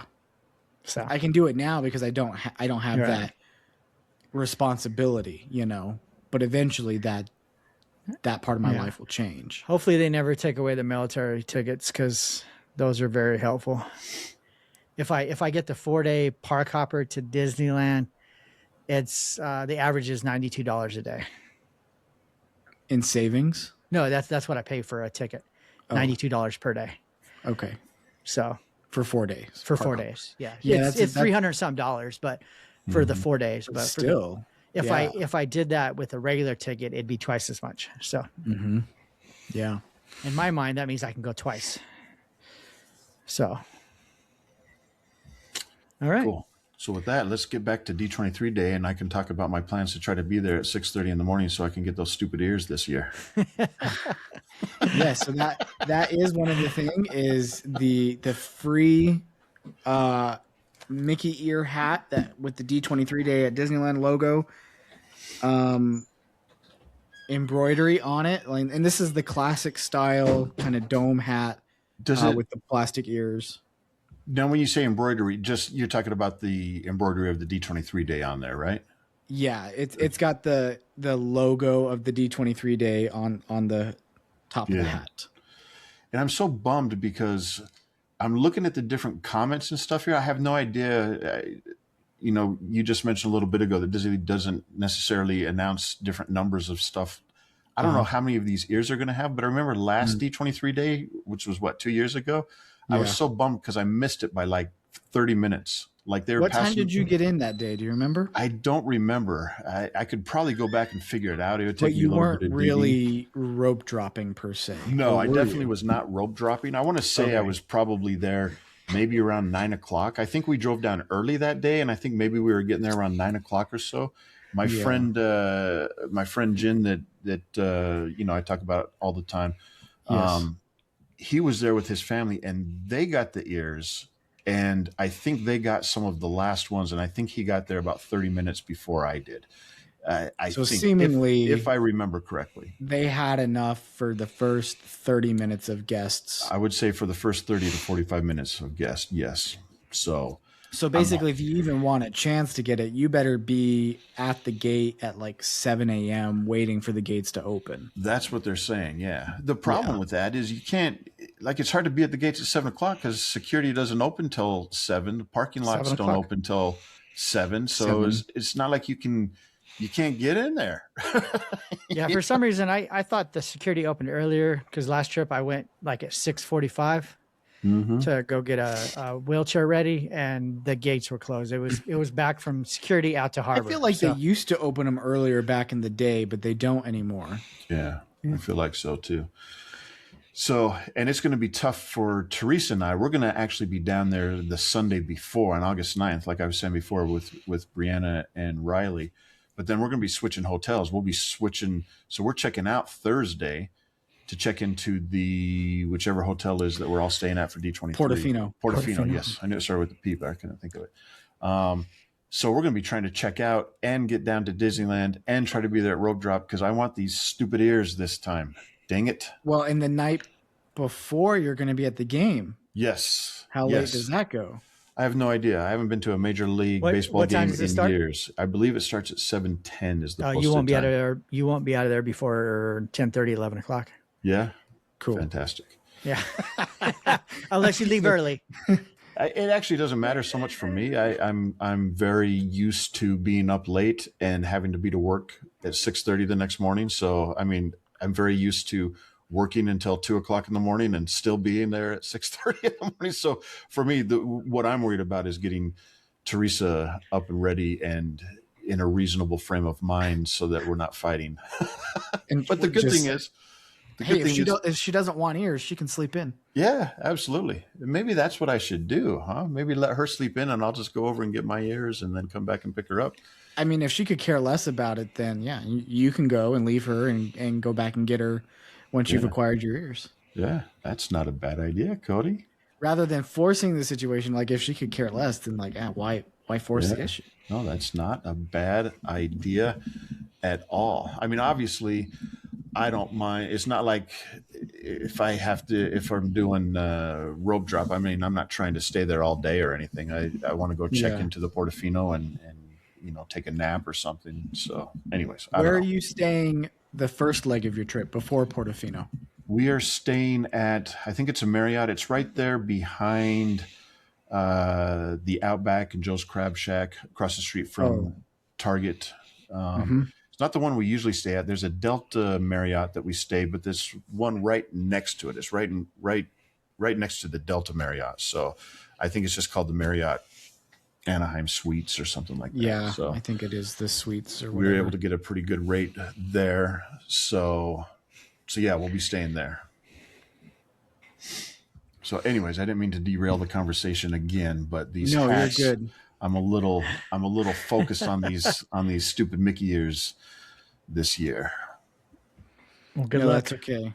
And- There and- was And Jason, have you decided you guys coming down for Thursday? What are your plans? Have you decided yet? We still haven't decided. I can still, as far as I know, I can get the military tickets for the day, which will be $104, which isn't bad.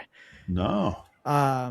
We just have to decide if we do that. We'll have to leave Tuesday night so that we can get most of the way, or 3 or 4 hours on Tuesday night. Then that'll put us down into Anaheim Wednesday night.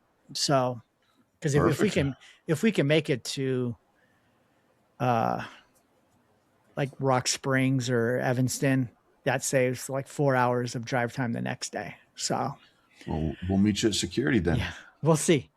Oh, We'll see. come on. I still gotta discuss it with Calvin since he's Buy going the with me. tickets. So Just buy the tickets. we'll see. I know there's a couple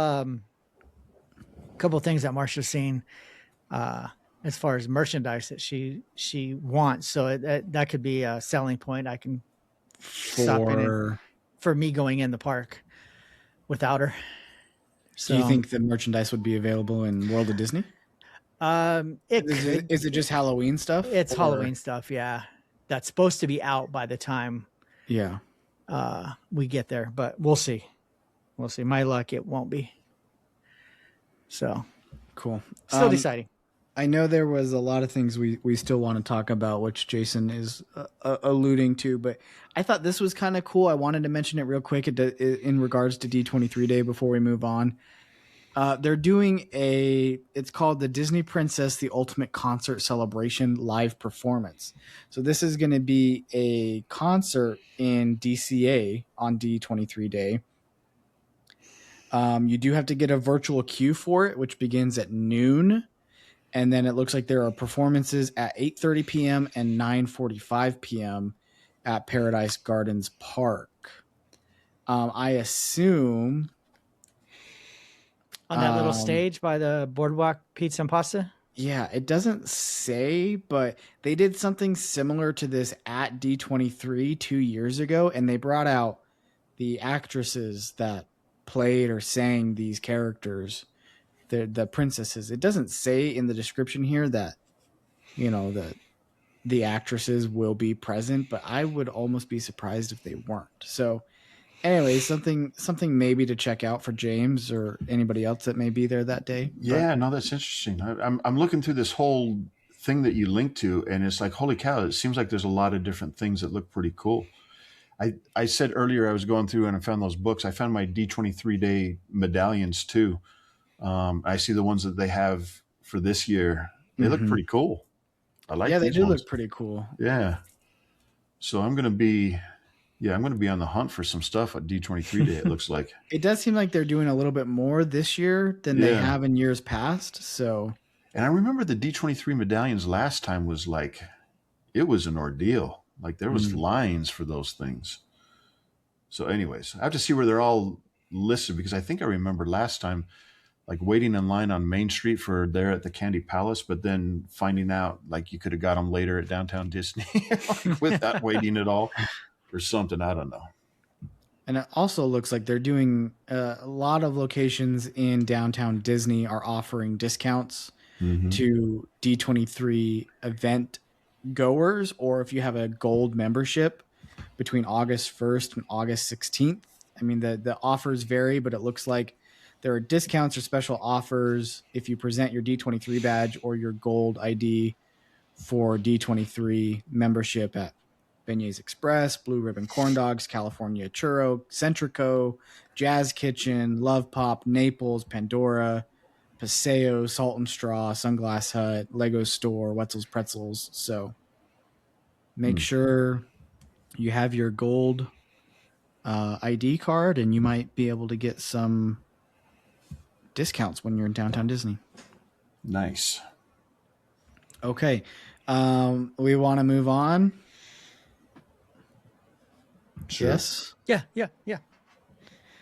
I don't know how extensive we'll get in this because this could have been a main topic as it is. So I don't know. I guess we can see how long this goes. And You talk about the panels? yeah, Did we want to table it and do?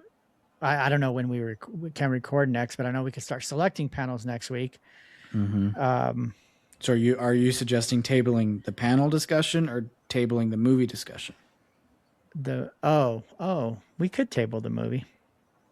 Yeah, let's do that. I would love to table the movie because I've watched most of it, but I wouldn't mind going back and watching it a little bit closer. All right, then go on with your That agenda. means James hasn't watched it. I have watched it. I was watching it. I might have fallen asleep watching it last night and tried to finish it this morning. And No, go ahead. Go with what you got, Cody. Okay. Well, if we're going to table the movie discussion, do we want to just keep working through the rest of the news? Yes. sure. Okay. So we got the news, and then we got our Talking Disney Podcast Fantasy Movie Draft update we'll give, and that'll be the last thing we do.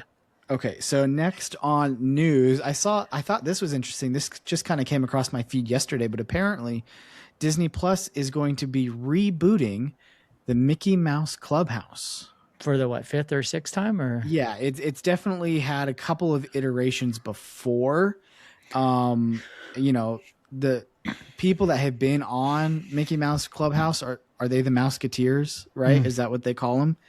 The Mouseketeers, in different iterations have become pretty well known. I mean, Justin Timberlake was a Mouseketeer. Is it Christina Aguilera? Britney Spears, Christina Aguilera, Ryan Gosling, JC Chazez, Carrie Russell. Yep.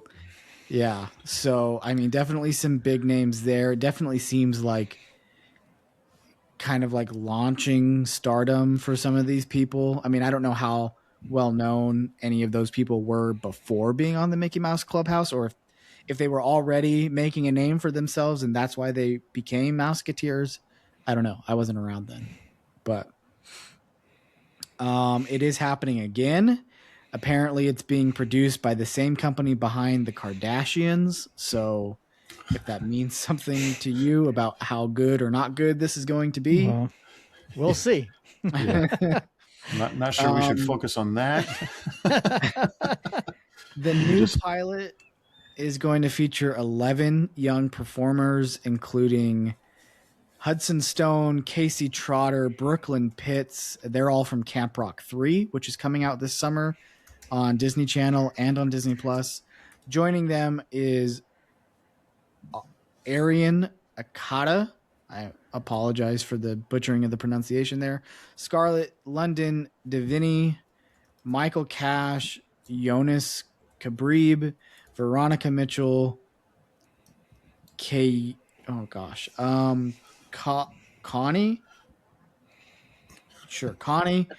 Scarlett Grace Petty, and Carter Barnes. I like how a no lot of one's these offering people- Cody any help. We're just sitting here watching them Just sitting there watching me awkwardly struggle. trying to say these names. Just like Maybe it's County. No, that doesn't sound right either. I'm going to say Connie.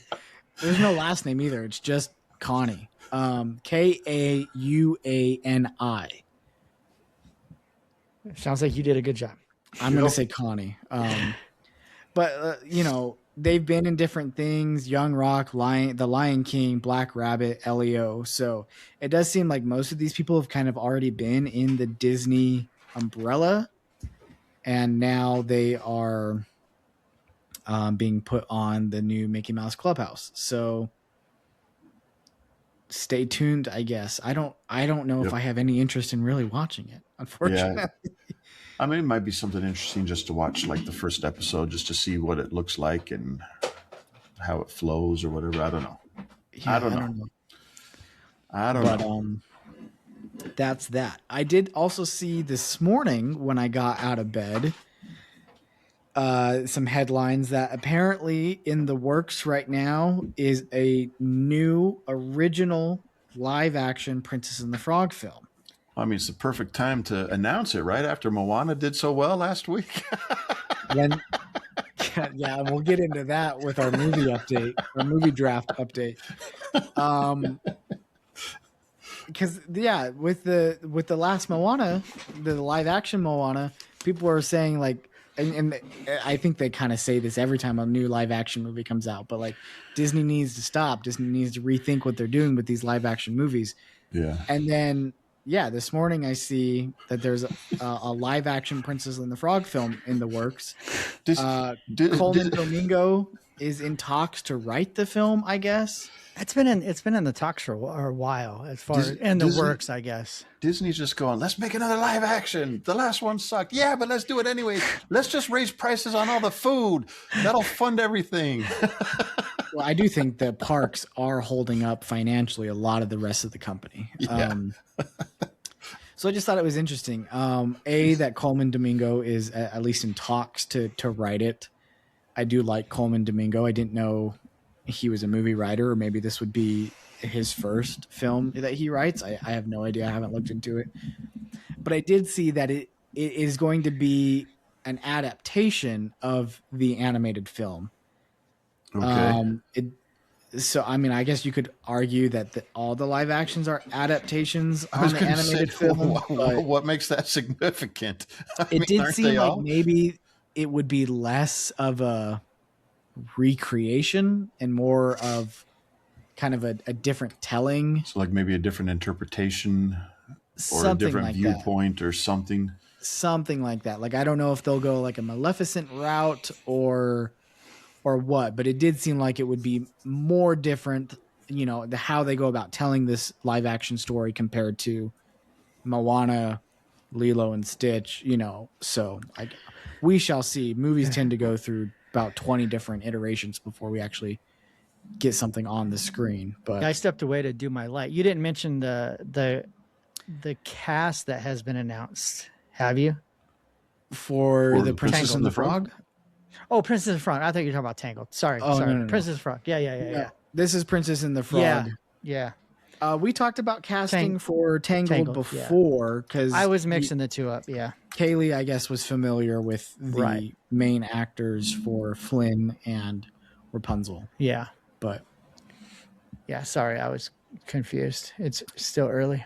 no, that's okay. I'm going to skip down on our agenda here to the miscellaneous category because then everything else will kind of be. Okay. We'll wrap up the show with our last section regarding D23. So, what was this yesterday or 2 days ago? It was announced that Disney's collaborating with, I don't know if it's Champion, if it's Fanatics, if it's the NFL, all of the above, but Disney is partnering here. And I guess I need to expand my screen so we can see a little bit better here. There we go. They're doing this kind of interesting collab where they're with the NFL and they're pairing different Disney characters or anything under the Disney umbrella. It seems like Disney, Pixar, Star Wars, Marvel, being paired with the 32 teams of the NFL. It is 32, right? You are correct. And so they've only announced or released the first 8 pairings so far. And some of them are pretty cool.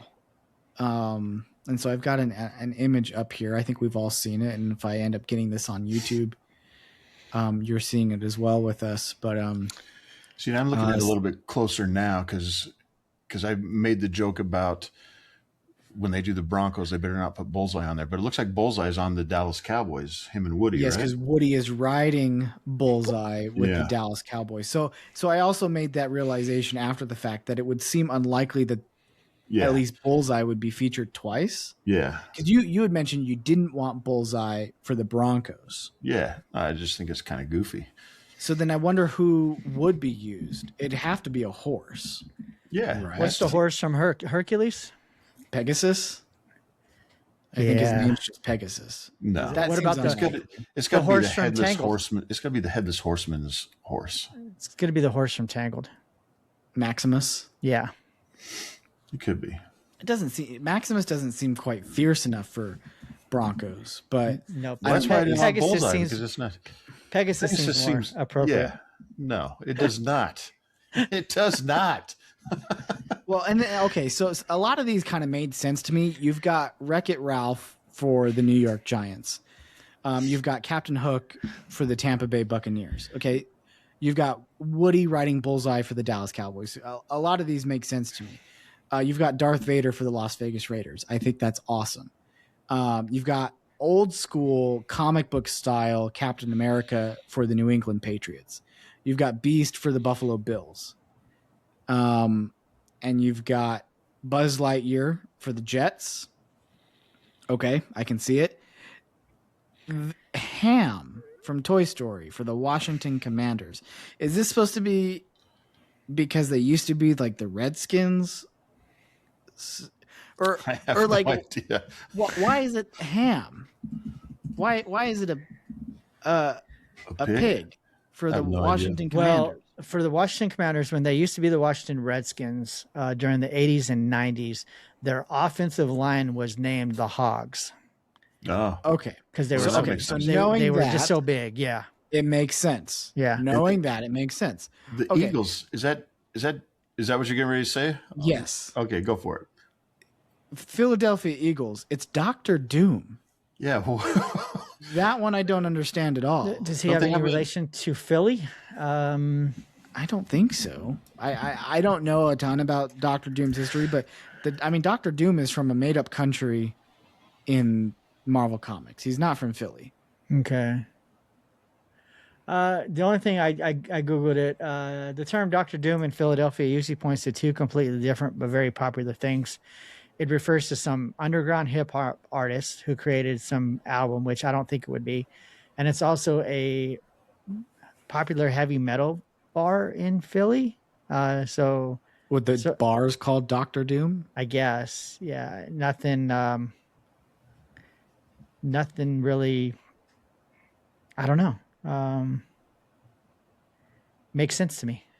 So I don't know why they would choose Doctor Doom. Who knows? Yeah. So, anyways, they've only released 8. The rest of the collection they say is coming out sometime in August. I wonder if maybe they'll be at D23. Because August just seemed interesting. I mean, it's probably before the NFL season starts, but Yeah, preseason. I will be wonder going if there will be a booth with them somewhere at D23 for people to buy. I would buy that Las Vegas Raiders on. Me too. yeah. with Darth Vader on it. I think that's really cool. Because what's interesting is because don't they call the stadium in Vegas, don't they call it the Death Star? I've heard some people refer to that. I've heard people refer to it. I've also heard people call the Raiders, they're the evil empire. Yeah. So, and they're the Raiders. So, I think this is an interesting idea. I think it's going to be interesting to see how it all plays out because I think for some like Disney fans who aren't necessarily too much into NFL, they'll be kind of cool, thinking that they can, get this shirt and have their favorite character on there. I just wonder how it's going to be embraced by people that are like diehard NFL football fans because I feel like if I'm Don't a Giants, Disney my football? if I'm a Giants fan and I see someone walk in wearing something with Wreck-It Ralph on there with the Giants, I'd be like, screw you, get out of here. You're not really one of our fans, and Dallas Cowboys especially. I mean, I made the joke yesterday, not zooming in and seeing that Woody and Bullseye were on the Cowboys. I mean, I'm glad they're there because as a Broncos fan, I mean, I love Toy Story, but I wouldn't want to see that on the Broncos. I mean, to me, that's just it could make sense for the Broncos if you look at one of their older logos, which I don't know if I can share with Cody, Sharon. Oh, here, I can be done. Okay, yeah, I can. So share screen. Look at the 1962 logo. yeah. Couldn't Yeah. you? That could be Buzz and or not Buzz, but Woody and Bullseye. Yeah, no, it definitely could be. So, But I think that starts, I mean, for your team, I mean, because people are pretty fanatical about their teams, right? yeah, Right. And I mean, like, especially the Cowboys. I mean, they're one of the most well-known brands, and people are diehard Cowboy fans or they're diehard hating the Cowboys, which I guess could be typical of a lot of different teams. Same with the Raiders. But I just think having Woody and Bullseye on there it just kind of opens it up for a joke. You know what I mean? It's like, I guess I don't know. I guess this isn't maybe for the football fan. This for the is more casual so, casual football fans. or maybe this is for if you like or love football, but you also like or love Disney. yeah. You have to like both. Like I said, I'm really interested to see how the whole thing plays out. I'm really interested to see the other, 24 teams once they get released. Does it give a timeline on when they're going to release them? It just says that the collection is going to be available in August, so I don't know if it'll just drop and here's what they are. Okay. The entire collection or just the first 8? I thought the entire collection. Okay. Yeah, I'm interested to see how it plays out. I just have a feeling it's not going to be very well received by some people. I think some people will love it, but And like you said, I would probably buy Las Vegas Raiders because I'm from Las Vegas. Darth Vader is cool, but just that logic right there opens up, I feel, the criticism from a true Raiders fan seeing me wear that shirt and go, "Are you really a Raiders fan?" I don't think it would, based off of the how do I want to word it? Here, let me share this photo with you. Oh, what's okay, Jason? You shared the. Can I share real quick? Oh, you're sharing. Okay. So that's one of the guys that go to Raider games. Okay. I think Darth Vader, Star Wars is very accepted within the Raider community. I believe. Plus, it rhymes, right? Vader's Raiders. Vader's Raiders. Yeah, I've seen a couple logos that have the shield with Darth Vader's face in it, and it doesn't say Raiders; it says Vader's. Mm-hmm. So maybe that should be my fantasy football team name. There you go. There you go, Cody. Okay, you had shared that Bronco logo, and I thought that is this? Yeah, okay, this is the one I want to share. Oh, wait, why did it change as soon as I did it? Look at that Cowboys.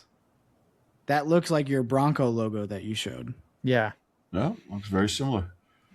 I mean, it could have fit with instead of being blue, it would have been orange. Yeah. So and now it just makes me that much more curious. What will they do with the Broncos? So. Yeah, I'm very interested. I also wonder this.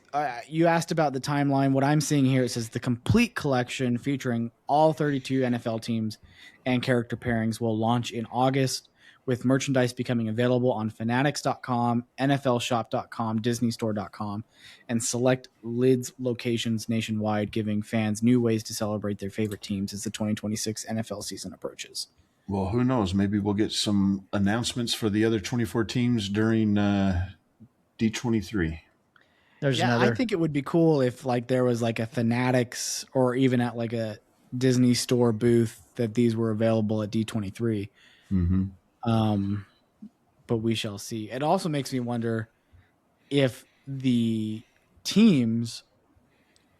I mean, it's obviously an official thing with the NFL, but if the individual teams are going to embrace this, and if you go to a Raiders game, if you can buy this Darth Vader Raiders shirt, here is, where did I see it?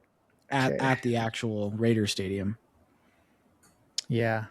Oh, this is a different one. Never mind. Actually, no, it might be. Are they going to have different versions? Because I've got. It does seem that there are different versions for each one. Because I'll show you this picture here. But this isn't. This is out. Yeah, because I'm seeing a shirt in the background that's a picture of the Buccaneers helmet. Right. And on the side of the helmet, it's Captain Hook. So I'm seeing different variations for each one. Okay, because this popped up when I typed it. That's the new Raiders. That's the new Raiders quarterback. So, but that doesn't look like the top one with the helmet and the Raiders kind of look similar, but the bottom two don't. Mm-hmm. So I mean, did someone just use an image of him holding up a shirt and put their logo on it? I don't know because he's holding a mic that says he's holding a mic that says Fanatics Fest. I mean, you could sure. Yeah. Okay. So I don't know. I'll have to do some more research.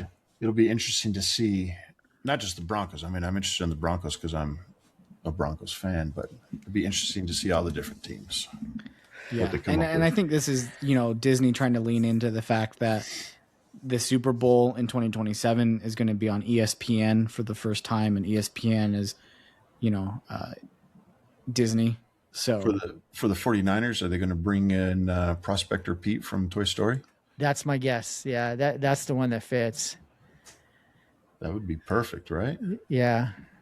And then there's this one too. So I think some teams are embracing it because this is that's Fernando Mendoza, that's Tom Brady, that's at Fanatics Fan Fest a day ago or two days ago.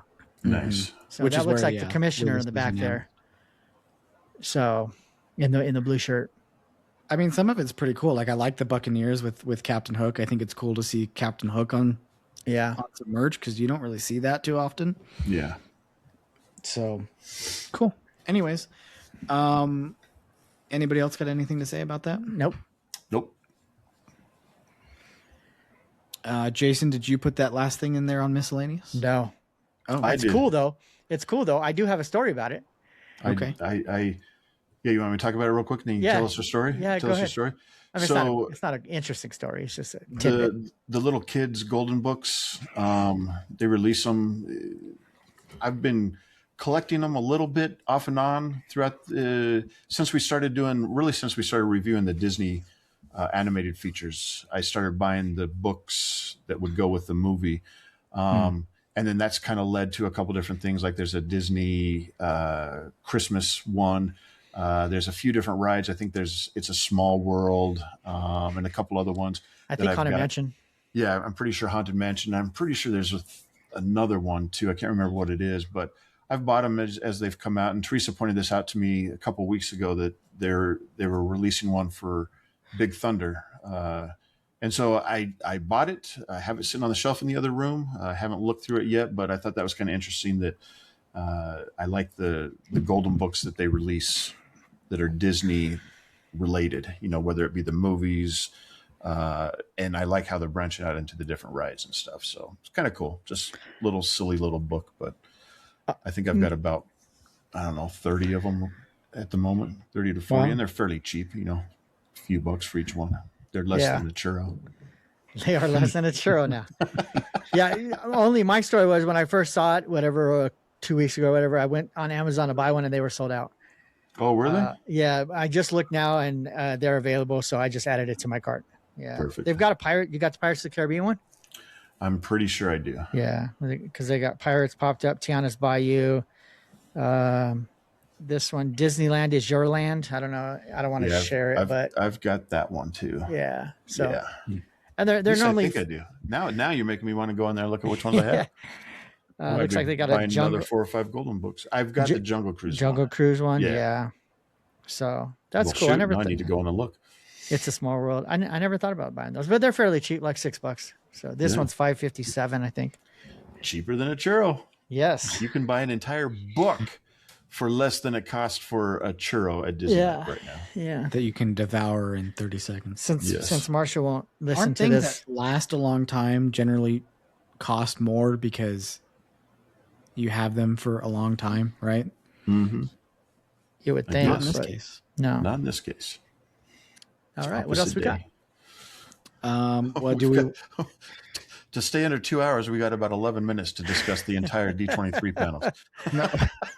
Guess we're not staying under 2 hours because we haven't even talked about our movie draft update. Yeah. I can do that real quick. Maybe we should just do that and then do the D23 like sometime next week. I'm just joking. You can do whatever. I'm good for the rest of the day. I know Cody's the one that's got something going on. Yeah, I mean, my thing isn't until 3:45, so I've got. Well, time. if I stay out here until 2:45, I'm going to be in trouble. Yeah. I know that. Okay, well, let's talk about this, and we'll roll into the other stuff, and then call it a day. All right. So, Perfect.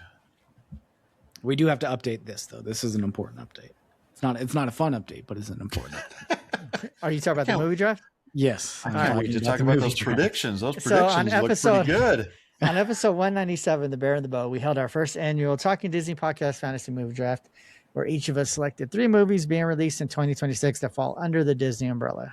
Throughout the year, we're tracking the opening weekend dollar totals, domestic and international. And at the end of the year, whichever host movies earn the most money will be declared the winner. We got to figure out some type of prize, a trophy or something Yep. that we can send to James. I don't know so- about that. James started out the year with the first 2 movies. Hoppers made 88 million. Devil Wears Prada 2 made 233.6 million. And now he's got to sit around and watch Cody and mine movies until December because he's got the very last one, Avengers Doomsday. I came in with the next 2 movies with The Mandalorian and Grogu, where he made 163 million, was kind of disappointed. But then I was very excited with Toy Story 5 making 312 million. I would have taken 163 million. So currently, the before Moana came out, because Cody has Moana and then he has Spider-Man coming up. So at the end of this month, we will each have 2 movies done with Cody's movie coming, his last one coming in August, mine coming in November, and then James is coming in December. And Moana live action made 95 million domestic and international. Combined? Combined. So looks like James won that prediction because James did predict 92 million. You know, what people were saying, you know, online, or I don't know, Disney was hoping that it would at least get 90 million domestic. Right. So it definitely underperformed, I think, in what experts Big were time. saying. James was almost right on with 92 million. I was close. I way over predicted with 145 million, and Cody was right behind me with 130 million. So our current standings with 2 movies for myself and James and 1 for Cody, I'm sitting at 475 million. James has 321.6 million, and Cody is sitting at 95 million. Now, my 95 did make more than Hopper's 88 Yes. Absolutely. Yes. by a little. So if I can somehow pull out more than 233.6 million, You'll be right in there. with Spider-Man, Yeah. So, I'll at least be in the running for second. should we make some predictions for Spider-Man, Sure. Sure. which comes out in 2 weeks, right? Yeah, July 31st. I've got it up so I can start typing. Perfect. James. I'm going to say 275 million. Wow. Okay. Actually, Cody? you know what? Oh, I want to go slightly higher. I'm going to say 295 million. okay.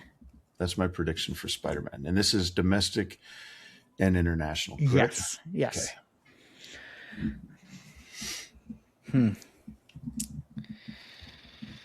you want me to say mine first, Cody, or do you? Sure. Why not? If you've got a number ready, sure. Yeah. See, I'm going with it's going to be the top movie of the year so far, and I'm going 335.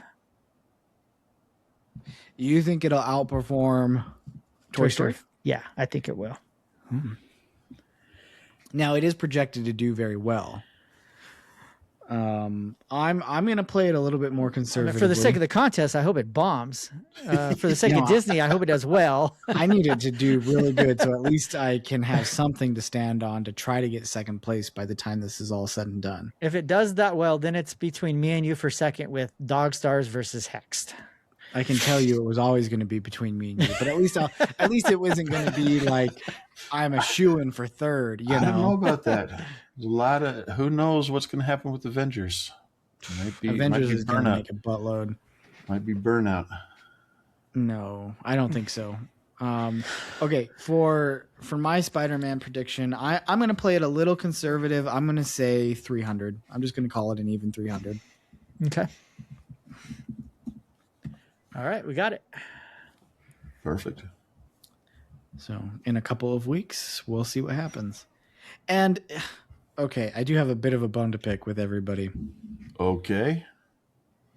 How come nobody went to go see Moana? I was busy. I was out of town. So was I. Hey, I didn't go to see Hoppers or The Devil Wears Prada 2 either, so Yeah, but I didn't see Devil Wears Prada. I did go see Hoppers, and I did go see Mandalorian and Toy Story. I'm just saying somebody's going to have to help me out with Dog Stars. Nobody helped me out with Moana. I'll go see Dog Stars. I think I'm out of town that weekend. No, I'm just kidding. All right, well, that's our movie update. I'm officially now on the board and officially in third place. Yep. And like you said, we got Spider-Man Brand New Day coming up. You've actually got the next 3. I mean, you're the next 2 movies coming up. So you'll know by August 28th. And then I have to wait until Hexed to see if I'll be in second or third. Yes. Yes. And James will we know. already know James is going to take first Yeah, because he had Avengers. I think Avengers is going to kill it. I don't know. I'm 150 million behind you. You still got Hex to go. So, Okay, so let's just say Hex does crazy good and makes 100 million. Do So we you're think 200 Hex is going to do better than Moana? Or Well, no, worse I'm than just Moana? saying best Yeah. case scenario. Best I'm case only scenario. up. I mean, I'm only Hoppers up did two. 88. Hexed. Yeah, if it does 100, okay. I'm Cool. up 250 million. You don't think Avengers Doomsday can make 250 million? Well, I It guess can do I that in guess its since sleep. the Devil Wears Prada 2 did 233, that Yeah. yeah, I needed they should Devil really Wears do it. Prada to be in like the 130 range. Devil Wears Prada did better than people expected. Yes. Yeah. It was not projected to make that much money in its opening weekend. Yeah. Yeah, I guess maybe there's a good chance I can take this thing. Good chance. If there was betting lines in Vegas, I'd be going and putting all my money on James. Yeah, me too. So- I mean, I think we knew that whoever got Avengers when we did this draft Yeah. would pretty much take the cake. So And it could have played out a lot different because my second selection was going to be Devil Wears Prada 2. and see, and I thought neither one of you would take it, so I was going to sneak Actually, it no, in on my third one was yeah. because you picked them. You picked Devil Wears Prada at the end of the second round. Yeah. So in hindsight, I should have took Devil Wears Prada 2 over Mandalorian and Grogu, but I did not. But I honestly thought Moana would do better than Devil Wears Prada 2. Clearly, I was way off on that thinking. Right. But Was that your number one pick, or was that you took Spider-Man first, didn't you? I did take Spider-Man. You for basically my had first back-to-back picks, so it doesn't. I mean, they were pick. I did Spider-Man for first, and then second I took Moana. Moana. So Because Moana is Disney's number one animated, the number one most watched thing on Disney Plus is Moana, yeah, the animated. I think movie. people have live-action remake fatigue. Yeah, but yet, I mean, granted, it So was what are we its gonna do? entire Announce theatrical another run, one. but Lilo and Stitch made over $1 billion last summer. Right. So, and where's the live action fatigue there? So they're just hit and miss, is what they are. Yeah. So I think more often than not they're a miss. But Lilo and Stitch made over $1 billion. Overall, right? Not on Overall. opening weekend. Right? No, no, I don't know if anything's made $1 billion in its opening weekend. That'd be crazy. No. Yeah. But anyways, that's our movie draft update. I'm officially in third. Go watch Spider-Man. But you're on and the board. Stars. I really am interested to go see Spider-Man. I think we are going to see that opening night because Kaylee really wants to go see that. So she's like, she's got a photo shoot that day, and then at night she's free. So I don't think I've seen the last Spider-Man, though. I think I need to go see the last one. I need to do a Spider-Man marathon. Yeah, you're There gonna you have to. Okay, so should we move into D23? So we yeah, don't- let's we're knock here it all out day? quick. We're officially at the 2-hour mark, so yeah, we better get started soon. But we spent a half an hour talking about South Dakota. Twice, Which was fun. which I enjoyed. I enjoyed talking about hearing how Jason takes all his kids and goes getting gummies and gets on a train at 10 miles an hour. And It felt like it was doing 50. It's like, whoa, slow down. All right. D23, Cool, Cody, man. knock it out. All right, so first noteworthy thing to happen regarding D23 is these babies showed up in the mail. All right. Nice. Badges. They're not We- focusing very well. Badges? but We do need stinking badges. we don't need no stinking badges. there we go. Friday and Saturday There you are go. badges for D23. Unfortunately, it's not a 3-day pass, which maybe is more unfortunate now that we know the schedule. But that's all right. We're going to have a great day on Friday and Saturday. And as I just alluded to, the schedules are also out. I don't know which one this one. Okay, this is Friday, so that's great. Perfect. So this is the Friday schedule for the different panels happening on Friday. So I don't know if we want to. There is a description somewhere out there on what each panel is. I'm sure we'll talk more about panels too after we get to make our selections. When do we make selections? Tomorrow? No. Monday. Monday. That's what I meant. I'm thinking today's Sunday. And it's not you need to be the first one on type of thing. It's like a 4-day thing, right, Cody? It is, yeah. So there's no reason that you have to be on Monday at any particular time. I think it starts at noon on Monday Pacific time, and then Gotcha. it ends 4 days later on the 24th at noon. And you can go on there and make your selections at any point, and then you can also go back at any point and make adjustments or revisions to any of your selections. So the giveaways, and then you've got all the talent central, like where you can meet celebrities from this, that, and other. All that's going to be a part of the selection process. Also, if you choose to select any of those items. So Yeah. What I think is interesting is on Sunday, which we'll get to. I'll share that. I don't want to jump ahead too much. okay, so yeah, I'm just gonna pull it up. I have it here as well, but I'm gonna pull it up. So have you guys looked at this at all yet since the announcements came? Has anybody kind of glanced over? I have just quickly. I don't think James has.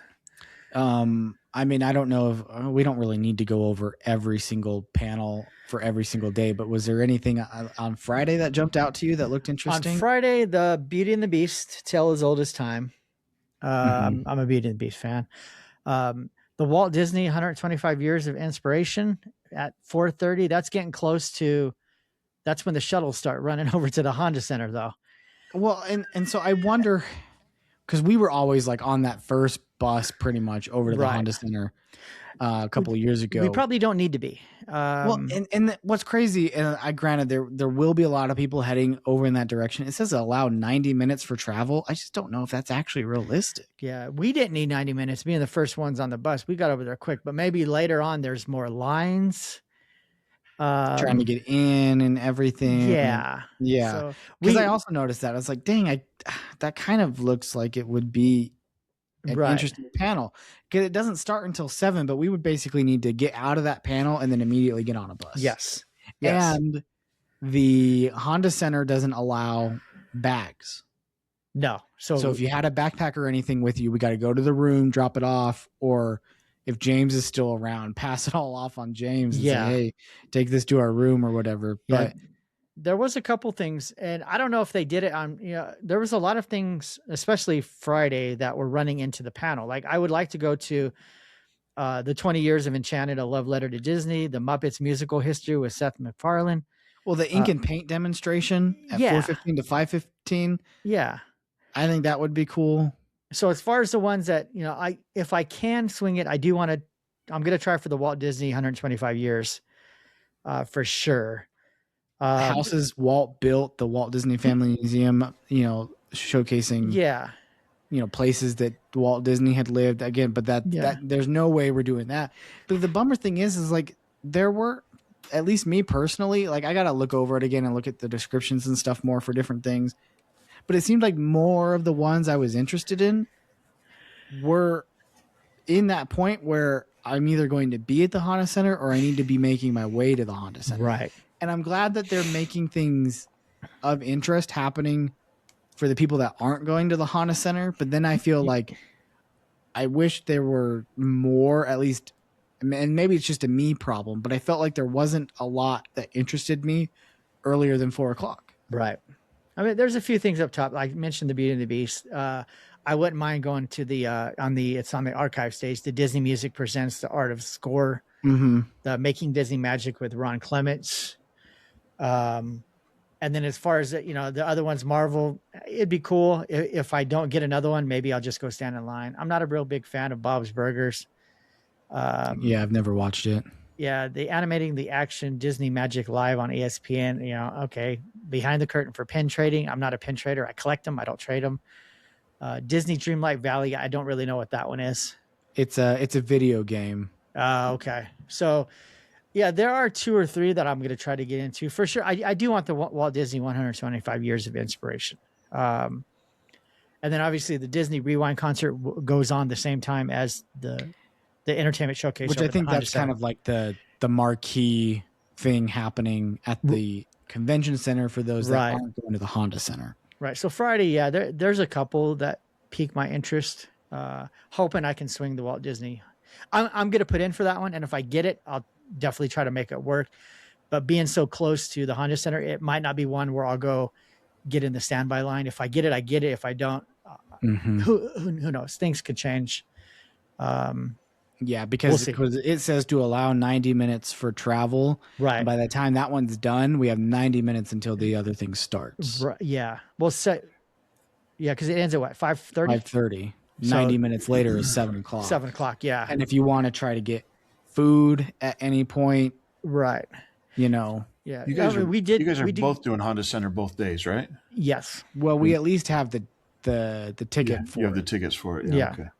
So there you go. I'm trying to decide. I mean, I have the tickets for it, so I should probably go. Yeah. Unless And there was that's- something that really compelled me not to. Right. But- That's the entertainment showcase.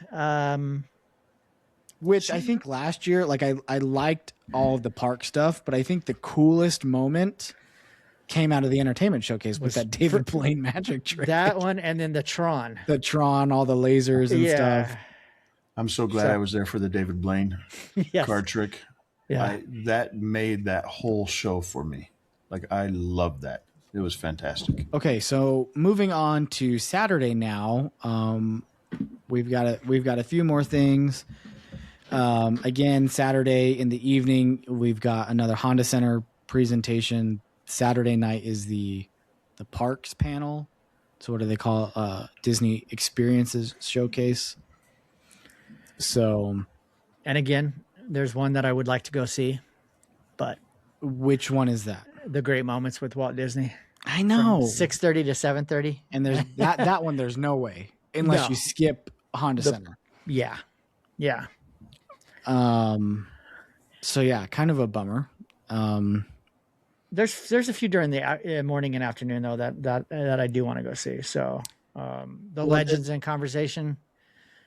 Legends. And so that's probably all of the legends that are going to get inducted the next day. They're all on a stage together and Yeah. somebody's asking them questions. So it's That like would- That would a be legends pretty cool. ceremony without the ceremony. Right. Yeah. But you get Yeah. to talk more. It's a little bit more casual. I think that would be more interesting than actually going to the legends ceremony. Yeah. Mhm. Floating Mountains Conversation with Joe Rohde. That that'd would be cool. The Zootopia 10 years. So basically the archive stage on that day in the morning afternoon is good. Yep. Camp Rock I can do without. I'm sure some of the new Mouseketeers will be there. 'Cause They'll be there. Yeah. like 4 out of the 11 were from Camp Rock 3. Yeah. The Scrubbing back in. Hyperion stage. I would like to go see the Carolwood Foundation presents Walt's Barn Mhm. Lego Star Wars screening event. I don't know what that Is it a supposed to movie be. or is it just a show, cartoon maybe? I don't know. Well, because Lego Star Wars is a video game, Yeah. but it's That's already true. been out for a couple of years. So, yeah, the Walt's Barn, the impact and legacy of Disney toys. Toys. That'd be cool. That might be cool. Yeah. So Saturday there's some good stuff. Yep. So we'll see. Sunday I'm bummed because I think there was a couple on there that I wanted to see, but we are not going to be there. Well, here's Sherman Sunday. Brothers, the documentary from Leslie Iwerks. Yep. And what I was alluding to earlier, it's interesting. They're going to do a live simulcast of the Disney Legends of War ceremony, which I don't believe they did that last time. Did they? No. I know I they don't put it think on so. Disney Plus shortly after. Yeah, it was on. I think it was on within a few days or within Yeah. a couple days even. But I don't think. Yeah, they because did I watched it at home and was struggling to stay awake for it at home. Yeah. Right. But that one, that starts at 1:30. So if you're going to that 1:30 to 3:45, I don't like them doing it that early because it kind of knocks you out from doing any panels that day. Yeah. Yeah. Well, 'Cause you yeah, because gotta- if you got to start making your way over there based on their recommendations by noon to allow 90 minutes, Right. You've got 4 panels you can go see. and the shuttles begin at 11:30. Yeah. So I'm not a big fan of the earlier in the day. Yeah. Me either. But there's a couple on there like A Whole New World of Alan Menken. I would want to go see the Sherman Brothers on the Record. I mean, Yeah. even some of the movies related ones, the 75 Years of Nonsense, Alice in Wonderland, 101 Dalmatians 65th anniversary. Those are some of the ones we've watched for our show. Searching for the Swiss Family Robinson Treehouse, Bed Knobs and Broomsticks, 55 Magical Years. Restoration at Disney, preserving our legacy. Yep. The Disney experience. Oh, the auction. I wouldn't buy anything, but it'd be cool to go see some of these rare, remarkable finds that are auctioned off. Mm-hmm. So Disneyfying your home with interior design magic. Like, I could see that being interesting. yeah. So unfortunately, we won't be there on To Sunday. be announced. So if I had to guess, that's something to do with either something that gets said at the entertainment showcase or the park experiences showcase, and they just don't want to put it on the schedule yet and advertise. Then they would ruin the surprise. So. Right. So I'll watch the Disney Legends Award ceremony if they put it on Disney Plus again, which I don't see why they would not. I don't see why they wouldn't. Yeah. So it definitely seems like there is less happening on Sunday.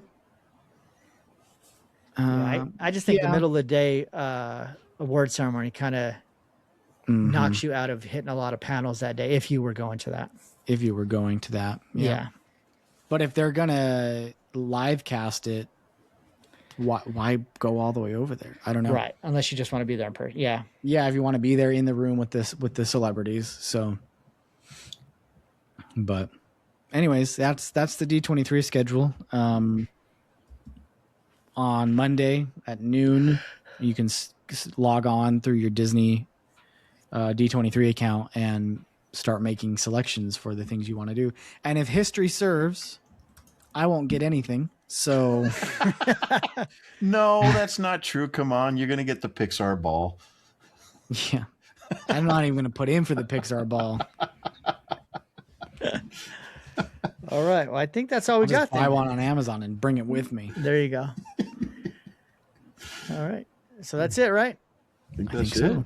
All right. We're going to skip Soul for today. We will talk about Soul on our next episode. We're only 2.5 hours in. We Yeah. got time. I'll get ready to head to Laramie. So, Soul next time. I've got some good things to say about it. I'll watch it again just so it's fresh. James, go watch it for the first time or second time because I know he's seen it once. Yeah. And actually, I'll share this when we talk about it next episode. So Okay. I don't want to ruin it. So before we do get out of here, though, social media, we have this nice little thing called Linktree where you can check out all of our social media, find our email addresses, the show email address, along with the website, www.talkingdisneypodcast.com. And that Linktree account is linktr.ee/Talking Disney Podcast. So Linktree/Talking Disney Podcast with a period between the R and the E. It's kind of weird, but I think I say that every time. Yep. Every time. Because it just doesn't make sense. So go see Spider-Man when it comes out. I'm sure we will record by then. So in an episode or two, we'll have another update for our Talking Disney Podcast Fantasy Movie Draft update. Yep. But other than that, that's all I got. And thank you for checking us out. Yes. Yes, Thank you for thank you. listening. Thanks for hopefully- listening to us talk about South Dakota for 30 Hopefully minutes. next time we won't talk about South Dakota because I won't have another trip. Hopefully we can keep it under 2 hours. So, all right. Well, again, thank you. And until next time, we will talk to you later. Bye. See ya. See you real soon. Wait, did we hit record? That's it. I quit.